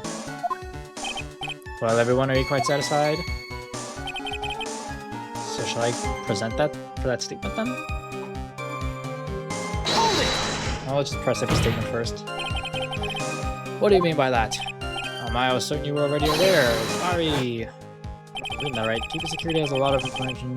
Company is South Security Chief. Yep. Stole the data. Kane Bullard had yet to forgive young Mr. Delight, which is why he sent him that letter upon mistakenly believing he was the thief. Here's a file that we discovered in Mr. Bullard's office. Evidence that Mr. Bullard was receiving money through blackmail. However, isn't this a bit odd? Why did the defendant pay Mr. Bullard the money, even though he wasn't actually Mask to Mask? On that point, there was an unfortunate bit of chance.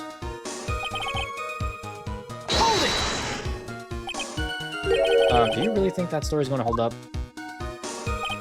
That assertion is not merely my own, I'm afraid. What do you mean? I have here a memo from Ron Delight's wife, Desiree Delight. Ronnie thinks he's Master Mask. Don't you feel sorry for him? Please don't think too badly of him. Ah. Well, Mr. Trite? Ugh, was he trying to act like Miss Delight just now? I thought he was actually pretty convincing.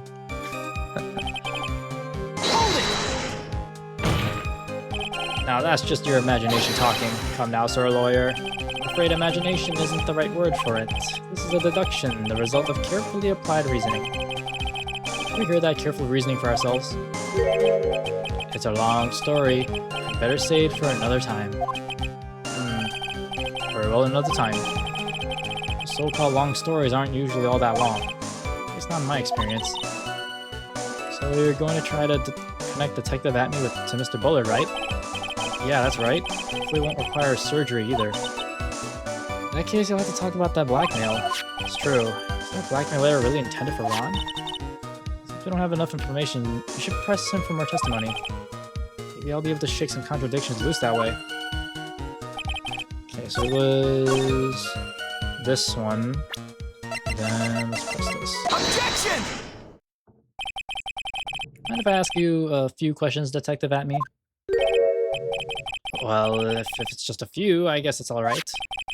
When you said that this letter was addressed to Ron Delight, I couldn't help but notice one major contradiction. Contradiction? I don't know where a walking contradiction like you gets off saying things like that. You're one to talk. Times like these, men are made to express themselves with their fists. Why don't you show us what you've got there, Junior? Indeed, time to man up, Mr. Wright.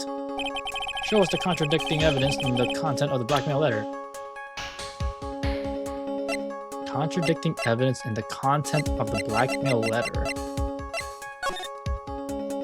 Let me see, if you don't want your true identity revealed to the world, come to KP Security at 1 AM on October 12th and bring $50,000. You don't take that red diamond you received the other day instead. You know who has a red diamond?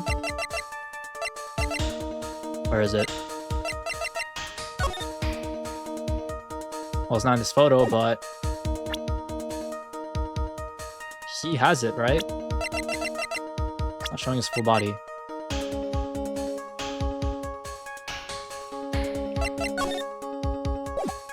Actually, wait. That's blue. Take that!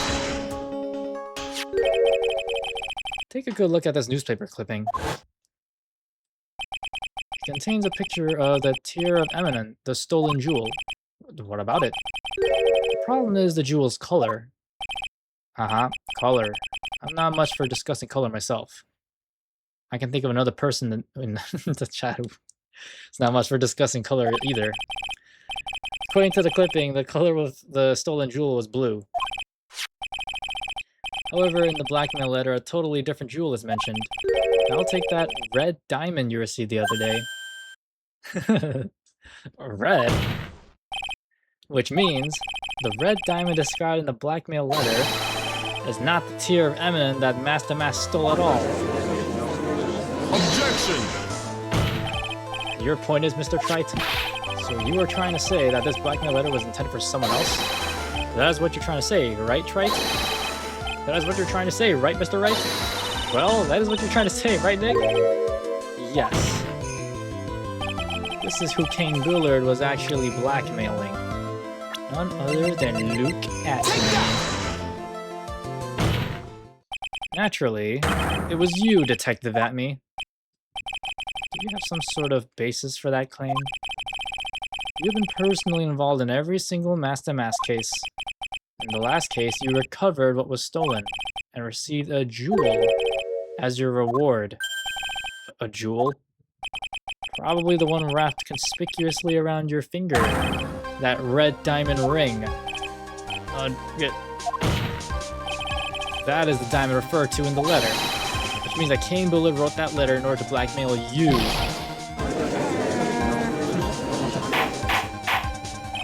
Order in the court. Order, I say. seems you've gone too far with your childish pranks, Mr. Trite. Uh-oh, I don't like the way he said that. Kane Bullard blackmailing Luke at me? Are you for real? Yes, I am. Yeah, come on, stand up to him. Then answer me this. The blackmail letter contains the following passage. You don't want your identity revealed to the world. Yes, it certainly does. Kane Bullard threatened to make Luke Atney's identity public knowledge, an identity he wanted to keep a secret. So just what was that identity? Atney killed Kane Bullard because he was afraid of a secret becoming known. What was the identity he wanted to keep secret? That is what it all comes down to, Nick. The identity that Luke Atney wanted to so desperately keep secret was his identity as... well, he's definitely not this. Or this. So, a blackmailer.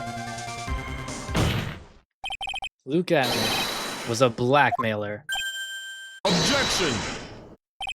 Hey now, isn't that a little different from what you've been saying? You said that Kane Bullard was the one blackmailing Luke Atney. Are you saying that Atney was blackmailing someone else on top of that? You have to admit, it does sound a little odd. It's not odd. It's the only thing that makes any sense. Kane Bullard was blackmailing Luke Atney. But Rhonda Light was also being blackmailed by a certain someone. So, did you start receiving blackmail letters after this incident? Yes, just a few days after the Tears of Heaven heist. After that, I started getting the plans in the mail. I received plans from some very kind person, incredibly detailed plans.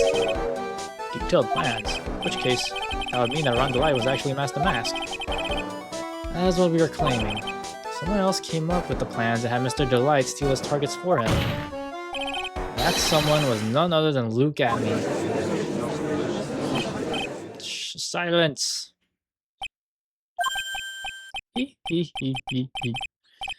Now I see it's all becoming clear. What is? When you were in grade school, you received the same report card every year. Careless, with a tendency to jump to conclusions. Am I wrong? How did you... say that I, Luke Atney, was blackmailing Rhonda Light? In which case, I would naturally know all about his relation to Master Mask. Well, yes. Rhonda Light started receiving plans for his second crime onward, correct? Which means I learned of his identity when he committed that first crime. Good point, you certainly couldn't have blackmailed him otherwise. In that case, let's see some hot, bitter evidence. During the first crime, how did Luke Atney know that Rhonda Light was Master Mask? Although the newspaper shows it, so like... I think I can see it. Or I think I see it. See what? When you were in grade school, you received the same report card every year. Gets into lots of mischief, trying to be the center of attention. What do you mean? This newspaper clipping. There's a picture of you and Rhonda Light in this guard uniform. His guard uniform. It seems that Master Mask didn't just disappear into thin air. He just took off his outfit and hid it in a bucket. That sounds far too stupid to be true. Correct. Tricks like that, you can't fool a baby, let alone an ace detective. And that's when you figured it out, Mr. Atney.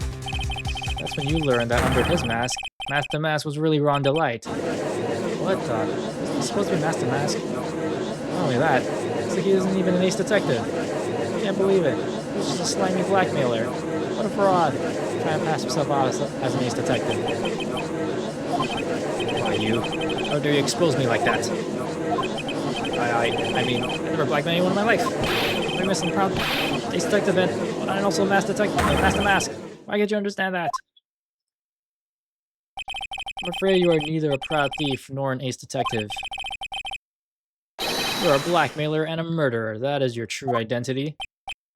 Why you... How do you even dare to imply unless you're capable of all... Oh. So try yourself with those big mouths there. You're fools. I say none of you can carry my genius or else you're jealous. Goon?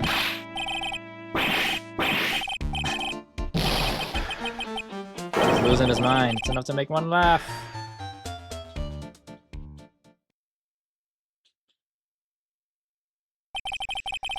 It seemed we finally arrived at the real answer. That was quite a performance by Mr. Atney. Bailiff, please prepare a cell for Mr. Atney. Objection!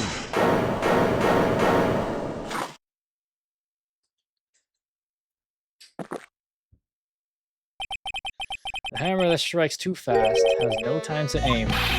What do you mean? I'm already prepared to deliver my ruling. Allow me to say one thing. I will be the one to judge. You don't get much more in your face than that. It appears that your claws weren't quite sharp enough, Mr. Trite. What are you... It's true that you've proven a lot of things. Things like Luke Atney was a filthy blackmailer. That he wasn't at Lord Taylor the night of the murder. That's right. That's why he's the one who killed Mr. Bolt. But... there's still one thing you have yet to prove. What's that? Just because he wasn't at the warehouse doesn't mean he was at the murder scene. Therefore, if you can't prove that this pitiful excuse for a man was at KB Security, then I don't see how a verdict can be delivered. No way! Order in the court. Well, Mr. Wright? This is it. This is the final round. Gotta prove that Atney was at Mr. Bullard's office that night. What? Can you really prove that?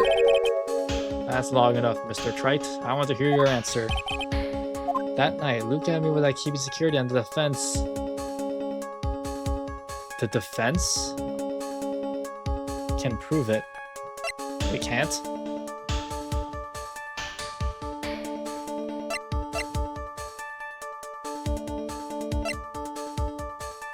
Can I?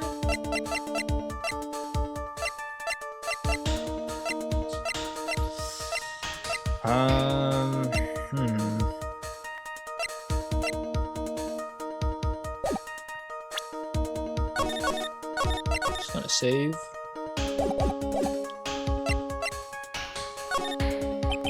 Then I can prove it with evidence. Are you sure? Ah, don't you worry, I'll watch over you as you break down and fall to pieces. Very well then, let's see this proof. Proof that Look At Me was at KP Security that night.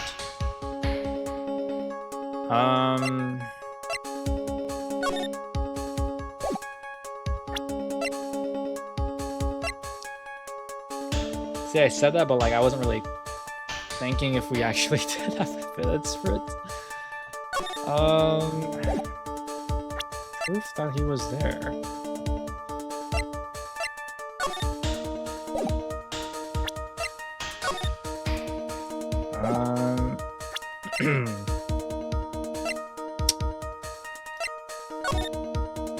You know, on second thought, I'm thinking maybe we can't.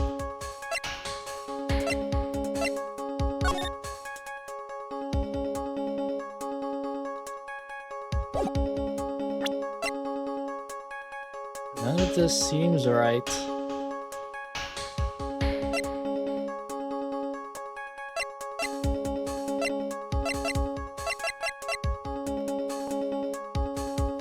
See, like, this has a buzzer went off, but it doesn't prove that it was him. Did I mess up? Should I have said no? I can't load my save.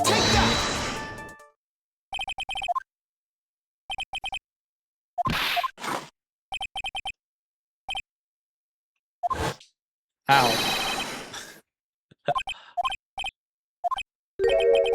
It's bitter, very bitter. Okay. It's time to load. I don't think we can prove it. Let's try. I can't prove it. Just as I thought. But if we hear more of Detective Atmey's testimony. Objection! Oh, okay, so I was right. We didn't have evidence for it. Unfortunately, that's as far as you go, Mr. Trite. But what do you mean? I won't allow for any more testimony. That's what I mean. What? Have you forgotten? Luke Atney is here after we interrupted his own trial. You have failed to prove that he committed the murder. I think it's time for this witness to return to his own trial and face his guilty verdict as mask to mask. Oh. Well now, Sir Lawyer, it seems that love wins out in the end after all. I am the ace detective as well as mask to mask. My verdict will verify that. Just as Ron Delights will verify that he is the true murderer. I declare that with the full force of my ace detectiveness. Order in the court. That's enough deliberation over this witness. I can't believe this. At this rate, Ron is Don't give up now, Nick. We still have tomorrow. We can look for more evidence and then it'll be too late. Huh? Why?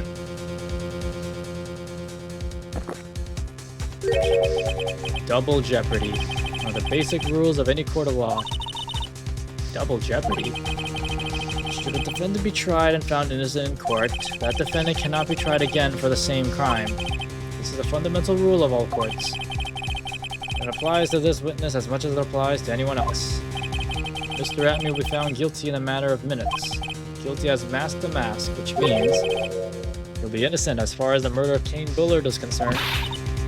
No way. The fact that you were unable to prove Mr. Atme's guilt of that crime here means that he will never again be tried as Kane Bullard's murderer. Ah.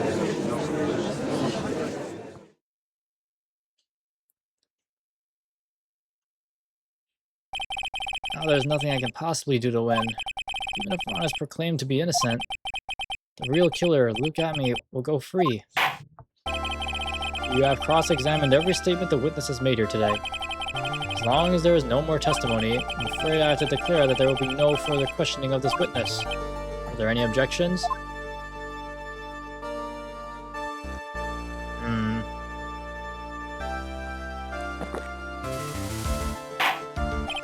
And I hereby end the cross-examination of Luke Atme. Objection! I think I see it. Your Honor, when you were a child, this is what was on your report card every year. Has poor hearing and often makes mistakes as a result. How did you... Phoenix, raise your head up high. Have you forgotten what I used to tell you? A lawyer is someone who smiles no matter how bad it gets. That voice. No way. Long time no see, Phoenix.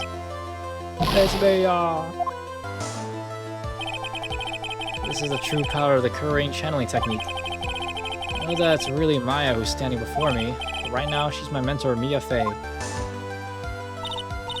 Now, let's do this. But there's nothing more we can do, Mia. Not any more testimony, I can't cross-examine. Not yet. Testimony's not over yet. What do you mean? Your Honor, just now you said something very interesting. You have cross-examined every statement the witness has made here today. Yes, that's true, but... Unfortunately, Your Honor, you're forgetting something. Earlier after the last cross-examination, this witness made a number of remarks. Fair enough, sir, lawyer. They've seen their loved ones at the end after all. I am the detective as well as national master. My verdict will verify that. Yes. This was like 2 seconds ago. Yes, but these comments appear to have no importance whatsoever. Very well, then we shall prove their importance via cross-examination. At any rate, as long as the witness has made these remarks, we, the defense, assert our right to question them. Is that alright with you, prosecutor? Is something the matter, Mr. Goto? Nothing. Oh, sir, lawyer, it looks like you're one step too late. If you think such falsehoods will do anything to me, Luke at... Let's hear it. Huh? It's true that the witness made some remarks, so then, let's hear this last bit of cross-examination. Mr. Goto, what are you... Very well done, Mr. Luke Atme. I'm going to allow the defense to cross-examine your earlier remarks. The defense would like to hear why you declared the defendant to be the true murderer. So please, give us one last bit of testimony. Phoenix, this is it. This is our absolute last chance. Yes, Chief. Okay, here we go. Indeed, it is true that I was not at Lordly Taylor. I had to leave to see about another vitally important job request. I had known about the date beforehand, so I had this photograph ready. My brilliant deduction was what informed me that the true culprit was Ron Delight. Thanks to the keycard and wallet, it was abundantly clear that he was there. I was also able to make a deduction from the buzzer, which only sounded once. The button did not have any fingerprints on it. Why? The victim would have left prints if he sounded it, which means the killer sounded it. Mr. Delight was wearing his mask-to-mask outfit, which is why he left no prints. The blackmail letter? The victim likely just mistook the color of the jewel. Sorry. Therefore, all the evidence points to that poor boy. Yep. testimony actually seems to hold up pretty well. I don't know about that. The witness's earlier remarks do not appear to have been hastily prepared. All of his points have been explained and none of them seem to contradict anything. But of course. But how did you know about the emergency buzzer? The police investigation documents went directly through me. And I always look over all the documents. It's elementary, sir, lawyer. Grr. You're going to make even more trouble for us now, sir, lawyer? I will not allow any of your usual shenanigans, Mr. Wright. Yes, Your Honor. I cannot postpone Luke Emmy's trial any longer. This is your last chance. Hang on a sec, just one chance? Ah, seems that the party is about to begin. Hello, Phoenix? There isn't any evidence that contradicts with that testimony. So it would seem. What do you mean, so it would seem? Listen, Phoenix, pointing out contradictions doesn't always mean you have to present evidence, does it? At any rate, this is our last chance. If you can't point out a case-breaking contradiction, you lose. That's all there is to it. Cup number 17. The last cup. Seems like the time has come to put an end to this trial. To find a fatal contradiction in this testimony, and I need to point it out without presenting evidence. Which means all I can do is find the contradictory remark and press it. Remember, you only get one chance. Very well then, Mr. Wright. Please begin your final cross-examination. Like, one chance to press, or like... Well, now I'm scared. Let's not... Okay, I don't know if she means one chance to, like, use my option to press a statement. Time to save? Yep, I'm gonna find out.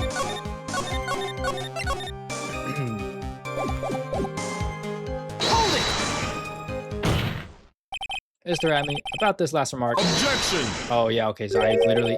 Okay, still don't get it, do you, Trite? This isn't the time to be pressing the witness on every little statement. Yeah, okay, I figured. Well, I said this before. There's still one thing you haven't proven. That this scum was in Kane Buller's office that night. Now it's time for me to drink my last cup. Mr. Wright, I will hold you to... Oh, shit, I died! That's enough. This court sees no reason for... Okay. I was correct in my assessment that you only have one... Okay, you literally had one chance to press.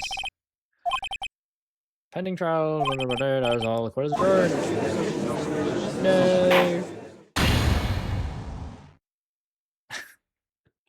Oh, no. Oh, good thing I saved. Anyways. Time to go back in time. Alright, let's see which statement seems the most pressy. To leave, see another vitally important job request.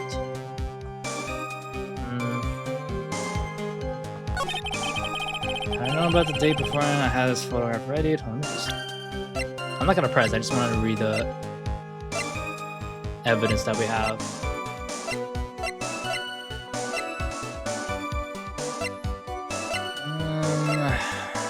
Okay.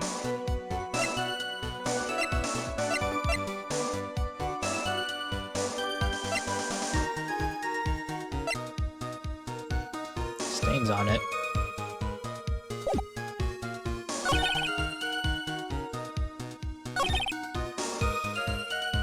There, so to make the deduction buzzer, so I sounded once, but then your fingerprints on it, but then with the principal on it, which means the skipper sounded it. He's wearing his outfit, which was why he left no prints. Victim likely just mistook the color of the jewel.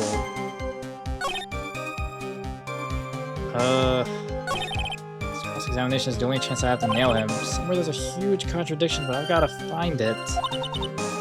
As far as I can see, there is no evidence that contradicts testimony. All you can do is press them and you only get one shot. Oh god.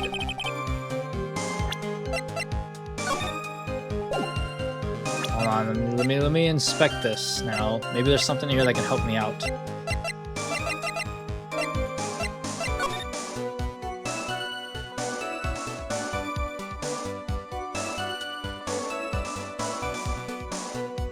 Wait a minute.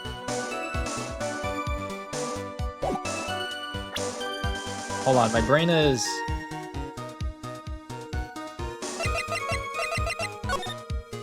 Okay, this is a picture that was recent because of the paint, right?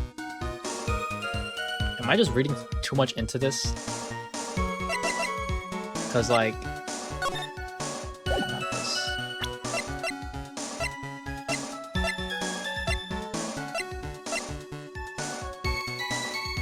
This has paint, right?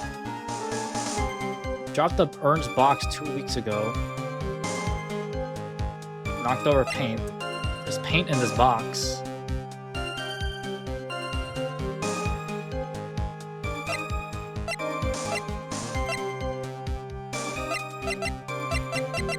Wouldn't this mean this was painted then? The box was? So his gloves would have been... Or my... So like, does that make sense?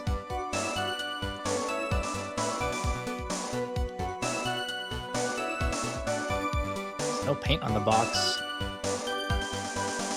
But there's paint over there, which and there's, you can see like the box outline, right? Like right here. Oh, wrong button. Right here, because that's not a natural.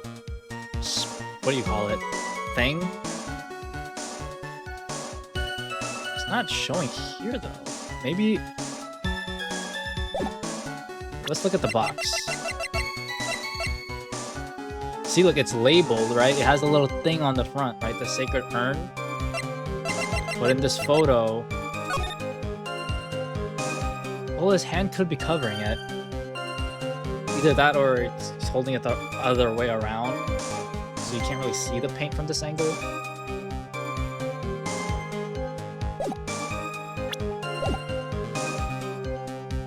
So, like, hypothetically, this would imply that that box is still has paint on it. So if he was to hold that, the gloves... No, that doesn't make sense though, because then...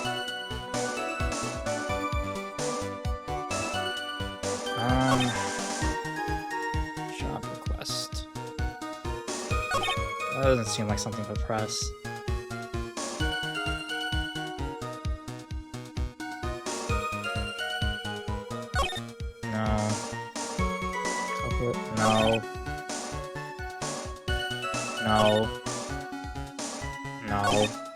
No. Actually, no. I'm thinking either this or this. No, actually no, because this is... The victim would have left prints if he sounded it, which means the killer sounded it. That's nothing to press there because he's right. Maybe it's this one. Or this. Well, I saved. I guess we can always just keep pressing every single little statement and go with this one. Mr. Admin, about this last remark. Objection! You still don't get it, do you, Trite? This isn't time for person who doesn't retirement. I'm afraid you're the one who still does. Oh. What? Mr. Admin, seems you have finally admitted that you were in the CEO's office on the night of the murder. How can you say that? Let's review your testimony, shall we, Mr. Atme? The button did not have any fingerprints on it. Why? Mr. Delight was wearing his mask-to-mask outfit. Is that correct? Indeed, that's what I said. My deductions are absolutely foolproof. Wait, before this, let me just save in case I need to present something and I get it wrong. I don't want to start over. Or like your deductions prove that you're a fool. I'm sorry, whatever do you mean? For some reason, I'm starting to get really thirsty. When exactly did we learn the fact that Ron Delight was dressed as mask to mask when he went to the scene of the crime? That was, it was just a few hours ago. Back when my sixth cup was looking at me with this cold stare. Sorry, I just never had the chance to mention it up until... Oh... That's right. The defendant had yet to tell anyone else this fact before this morning. Therefore, The only people who should have known this are those who have been watching this trial. Ooh, I didn't think about that. Yeah, that's true. I'm thinking like, oh, the paint on that still would have been. You know what? Maybe I was overcooking with that. Do you understand now, Detective at me? There's no way that you should have known about that. I knew this the whole time. You were in the next courtroom being tried as Master Mask. So then enlighten us. Just how did you know about that piece of information? Well... Objection! Come on, this detective must have known about it. Probably had plenty of chances to find out beforehand. Objection! And it's those chances that I want to discuss next. That night, Mr. Delight was wearing his Master Mask outfit. There's one and only one way for Detective Amy to have found that out. Only one way, you say? Please recall, if you will, Mr. Delight's testimony. I entered the office. There was a suspicious shadow there. For a second, my client witnessed the real killer. Objection! But Mr. Delight never saw his attacker, so there's no way to tell whether or not the real killer was Luke Atney. Objection! It's with that statement that I'll turn this case on its head. Just what are you implying? Mr. Delight saw the real killer, correct? Now, if you turn that statement around, stands to reason that the real killer had also seen Ron Delight.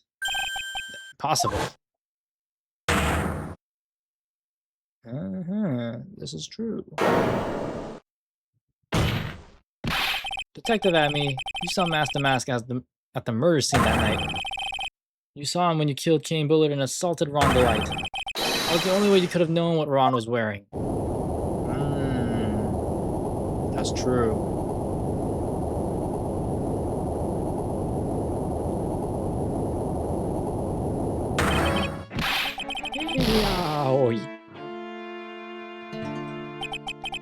Take a good look, everyone. Unable to find a rival worthy of my genius, I was forced to create one by myself. Here I am, the Tragic Clown. It's the same one you gave yesterday. But I think there's a little more meaning behind it this time.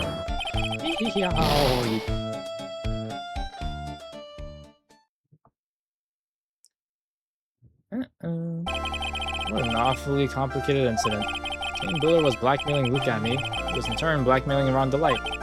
Upon killing his blackmailer, Luke Atney tried to frame Ron Delight. He then claimed to be guilty as Master Mask in order to escape his true crime. To that end, he came up with this plan, to use the double jeopardy rule when making his alibi. At any rate, it would seem we finally found the truth. Excuse me. I came perilously close to besmirching the record of an innocent young man, besmirching him with the title of murderer. Don't ignore me! Oh, I didn't realize you were there. Why wouldn't he be? About the verdict. I know, you never committed any murder. That's right, I'm so glad you understand that, but I really am Master Mask. Huh? Thanks to that trial yesterday, I'm innocent now, right? What was it you said? Double jeopardy? Now that you mention it, I'm careless. Careless? Anything, yeah. As the defendant says, the rule of double jeopardy is absolute. A defendant can never be tried twice for a crime in which he was once found innocent. Then, Master Mask is really innocent? It would seem so. For now. For now. Now then, this court finds the defendant not guilty.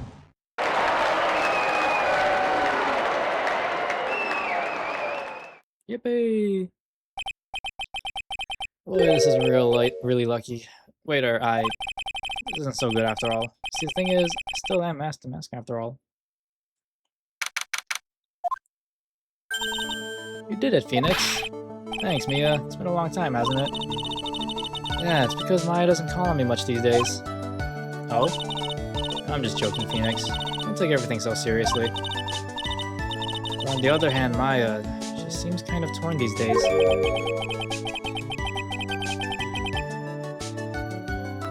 You mean about becoming the master of the Korean channeling school? Becoming the master means saying goodbye to our mother. Misty Faye, right? Watch over, will you, Phoenix? Of course. The one you clicked when you were like, let's test everything, and it was the correct one. I mean, yeah, because, like, I mean, I knew which ones were obviously, like, weren't ones that you pressed. So I had, like, a process of elimination. I had, like, including the one I picked, I had, like, 2 other statements, maybe. 1 or 2 that I was going to be like, oh, if this is wrong, let's try this one. Oh, my gosh. But yeah, there wasn't that many statements where, like, I was like, oh, yeah, this is something that is probably, like, what I'm supposed to press. Especially after the first one was obviously wrong. I don't remember how many statements there were, but there was, like, more than half I was like, yeah, no, this does not seem like something to press. Well then, see you around. Oh, come back. Yeah. Ah, Mr. Wright. I don't know what to say. Congratulations, Mr. Delight. Thank you so much. No, wait. Nothing really matters anymore, though, now that all of this has happened. Come on, just be happy already. Maya. You've been cleared of the murder charges and got off as Master Mask to boot. But in exchange, I lost everything. Huh? What do you mean? Stealing security information from KB Security, becoming Master Mask. Did it all for one reason. For her. You mean your wife, Desiree? She hates criminals more than anything. Think of it, she was once held hostage by some robbers, wasn't she? She always said how she hated sneaky criminals. I knew that, but once I got fired from KB Security and lost all the money I had, she wouldn't have any reason to stay with me. I thought she would leave me for sure. So that's why you became Master Mask? Yes, but it's all over now. Broken bowls can never be put back together. That's not true, right, Nick? Right. Really? Can we go back to the way things were? You'll be fine. Nick can prove it. I can? I wish you would check with me first. Hold on, am I about to submit something? Hold on. They better do the thing where they're like, oh, you gotta pick like a certain thing to get like a... Mr. Delight, even if a bowl is broken, there's always a way to put it back together.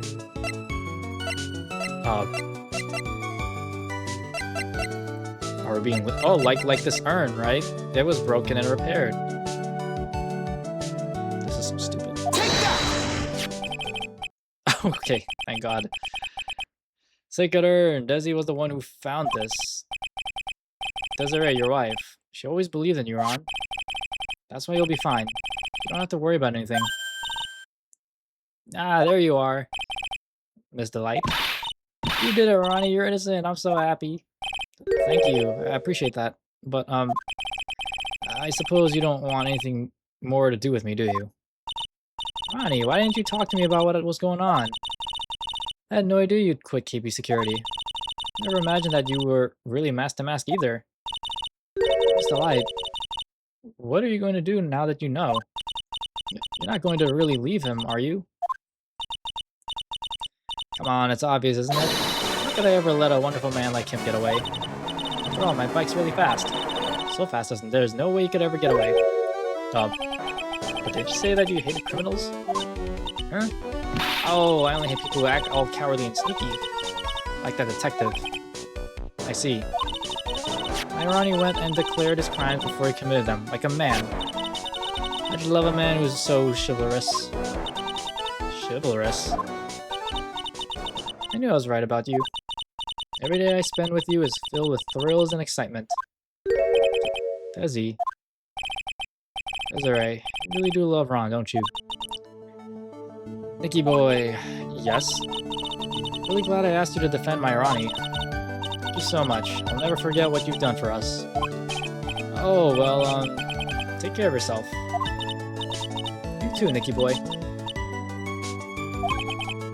Gulp. Get my face going red. Mr. Nick, Mystic Maya, congratulations! Gasp. Talk about bad timing. Mr. Nick, how could you, with another man's wife in front of Mystic Maya? I don't know, you got all wrong. I'll never forgive you. Never, ever. Damn. So just as the case came to a close, so too did my consciousness. concept of broken bowl can never be put back together. I know that's not true. I mean, just look. It's a little hard to look because of this giant text, but yes. Here's a perfect example of one that was put back together even better than before. Wow.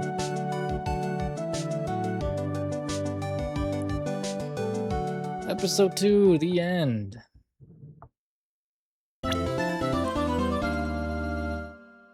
Oh my gosh, Rafa is so cute. Brand new episode's been added. What did it say? Recipe for turn something? I didn't quite catch that.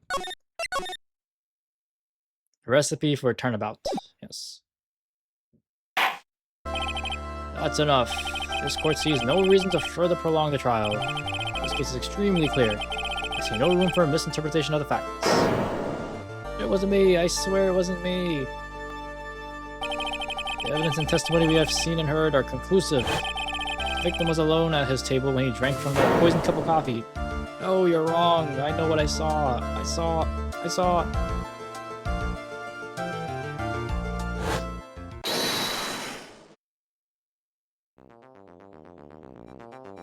Look at this. I saw someone else there. A man. He's the real killer.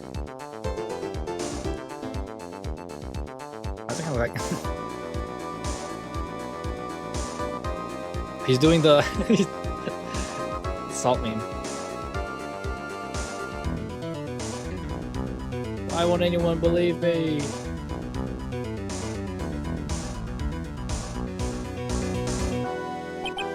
Well, I'd say that pretty much wraps this case up, wouldn't you? Mr. Wright? This court finds the defendant guilty. This court is adjourned. What the hell? I just started the episode. January 6th. The start of the new year always makes me feel like I can take on the whole world. I bet it does, Maya. So, I decided that our resolution should be... Sorry, take on the world. What do you think? Sure, whatever, Maya. But I think maybe you've had more than enough mistletoe cake. Magdala cake? Never, you got to eat a lot of cake during New Year's. It's practically a tradition. Like watching the fireworks on TV or playing a board game. Hey, pal! Detective Gumshoe. Happy New Year, Detective. Likewise. Now listen up, right? I wanna... Here's to another fruitful year of lawyer-police cooperation. Yeah, me too. Alright, pal, you got some explaining to... Have you got a holiday present for me, Detective? A what? Well, Here, have this. It's really nothing much, but... Yay, thanks! Look, pal, we need to have a talk. Take a seat. Hey, what about Pearly? You haven't forgotten her present, have you? No. I mean, yes. I mean, no. Are you doing this on purpose? I guess I'm busted. How'd you like my first practical joke of the year? Very funny, pal. Now see how funny you think it is when I show you this. What is it, a magazine? Hey, I want to see. Deadly poisoning brings guilty verdict. Defense attorney Wright trounced. Trounced? Let me see that. The defense attorney gave an almost childishly amateur performance yesterday. What the heck is this? It's a report, pal, about you. Listen to this. Story must take full responsibility for the ruling in this case. Well, don't tell me you don't remember anything about it. But I don't remember anything about it. When was that issue from anyway? December of last year, which I guess makes it last month. Which makes it old news, you mean? I wasn't involved in a poisoning case in December. Somebody is... imposter. So what do you think this is all about, Nick? It wasn't you, pal, then that leaves only one possibility. A scroll. No way, you don't mean... A phony, Nick? This must be Gumshoe's idea of a joke. Guess he's starting off the year with one, too.